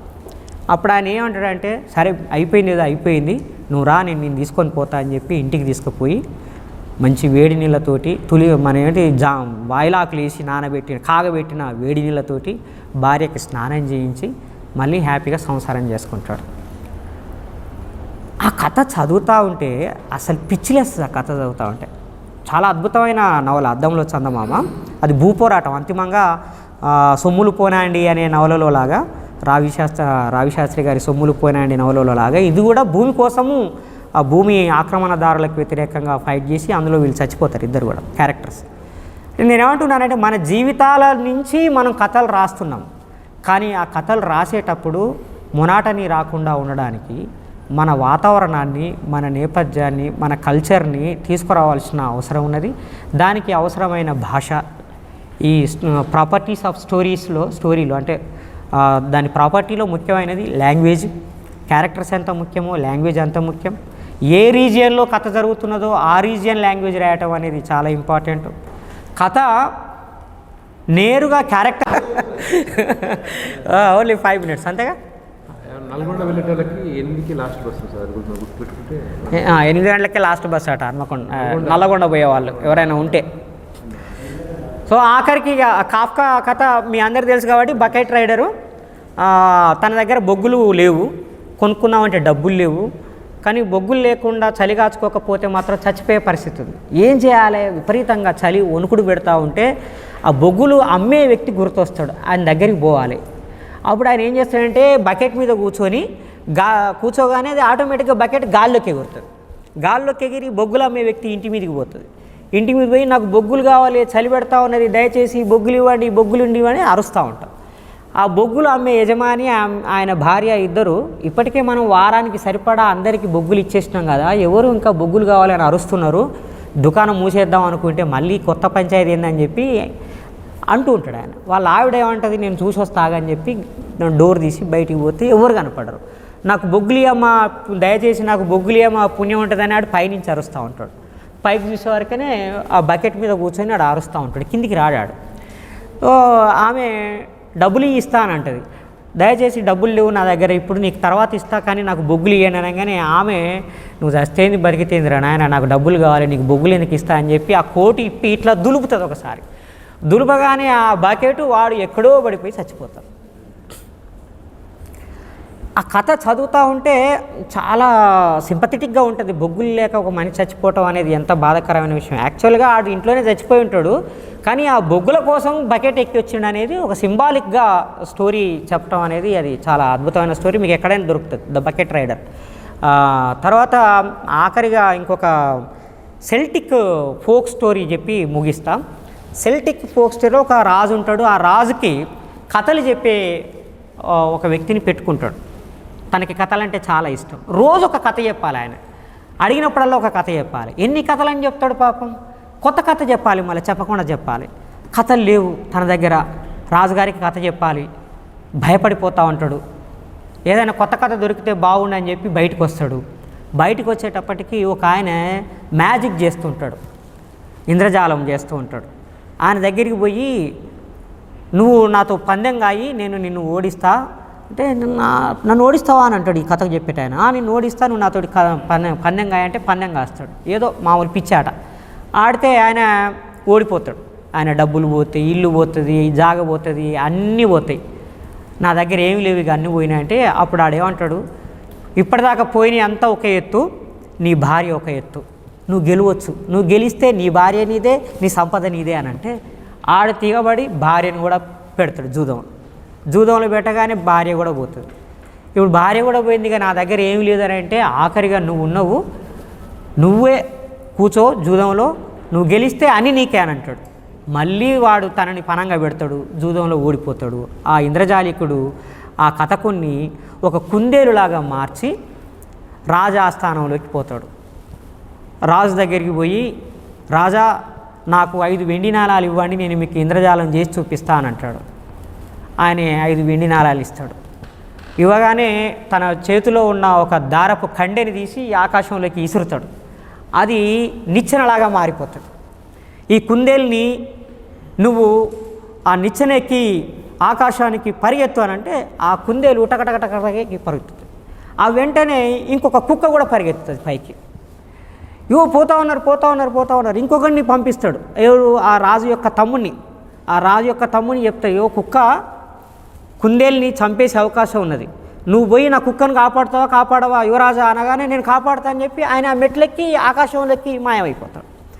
ఎవరు రారు, కిందికి ఎవరు వస్తూ ఉంటారు. అగో యువరాజు నాకు కుందేల్ని కాపాడుతాడు అనుకుంటే ఆయన మంచిగా పడుకున్నాడు పైన. రాజా నువ్వు నాకు 8 బంగారు నాణాలు ఇవ్వు, నేను నా కుందేల్ని మీ తమ్ముడిని బతికిస్తా అని అంటాడు. అనగానే ఆయన 8 నాణాలు ఇస్తాడు. ఈయన ఆ దారాన్ని తెగ్గొట్టగానే ఆ పైనుంచి నిద్రపోతూ యువరాజు కింద పడతాడు. కుందేలు మాయమవుతుంది. కుక్క మాత్రం ఆ కుందేల్ని తిన్నట్టుగా రక్తంతో అని నాలుక తుడుచుకుంటా కింద పడుతుంది. అది నా కుక్క తినేసింది, నా కుందేల్ని తినేసింది అని చెప్పి రాజుని అంటాడు. అక్కడి నుంచి మాయమైపోతాడు ఈయన ఇంద్రజాలికుడు. పోయి మరి రాజుకి కథ చెప్పాలి కదా, ఒక వృద్ధుడి వేషంలో వచ్చి ఆయన మంచి సంగీతాన్ని వాయిస్తూ ఉంటాడు. అయితే ఆ సంగీతం పిల్లి వాయిస్లో వస్తుంది, పిల్లి స్వరంలో, చాలా వినడానికి కంపుగా ఉంటుంది. రాజు కోపం వచ్చి వీనికి మరణశిక్ష విధించండి అని అంటాడు, ఉరేయండి అని అంటాడు. ఆ వృద్ధుడిని ఉరేయగానే యువరాజు చచ్చిపోతాడు. సైన్యాధిపతి ఉరేస్తాడు. వీడిని ఉరేస్తే వాళ్ళ యువరాజు చచ్చిపోతాడు. మళ్ళీ ఒకసారి ఉరేస్తే ఆయన ప్రధానమంత్రి చచ్చిపోతాడు. ఇక ఇంకొకసారి ఉరేయడానికి భయపడతాడు, ఎందుకంటే అది వాడే చచ్చిపోయే ప్రమాదం ఉంటుంది. ఇక నేను ఉరేయవు, నువ్వు వెళ్ళిపో అని అంటాడు. అక్కడి నుంచి ఆయన వెళ్ళిపోగానే ఆ చనిపోయిన వాళ్ళందరూ లేస్తారు. లేచిన తర్వాత ఆయన బయటికి వెళ్ళిపోగానే ఆ కుందేలు రూపంలో ఆ కిటికీ మీద కూర్చొని ఈ తతంగం అంతా చూస్తున్న ఆ కథకుడు మళ్ళీ కథకుని అవతారంలోకి వస్తాడు. వచ్చి ఆ కథ అంతా చెప్తూ ఉంటాడు. ఆ కథ విని రోజు ఆ రాజు నవ్వుకుంటూ ఉంటాడు. రోజు ఆ కథ చెప్పి మరింత సంతోషపడతా ఉంటాడు. ఇది కథ. అందుకని ఇలాంటి కథలు, మంచి కథలు మనం అద్భుతంగా రాయొచ్చు. ఇంతకుముందు స్కై స్టార్టింగ్లో చెప్పినట్టుగా ప్లెయిన్ స్టోరీలే రాయాల్సిన అవసరం లేదు. మన జీవితాల్లో ఉండే అనేకమైన ట్విస్టుల్ని, అంటే సస్పెన్స్ ఒకటే కథ కాదు, స్కై సస్పెన్స్ని బాగా మెయింటైన్ చేసి కథలు రాస్తాడు. బేచారే కథలు కావచ్చు, అధూరే కథలు కావచ్చు, సస్పెన్స్ని మెయింటైన్ చేయడం అనేది చాలామంది న్యాచురల్గా చేసే అది. ఇంకా బియాండ్ సస్పెన్స్ కూడా మనం రాయాల్సిన స్టోరీస్ ఉంటాయి. ఇంతసేపు ఓపికగా మీరందరూ విన్నందుకు ధన్యవాదాలు. Thank you.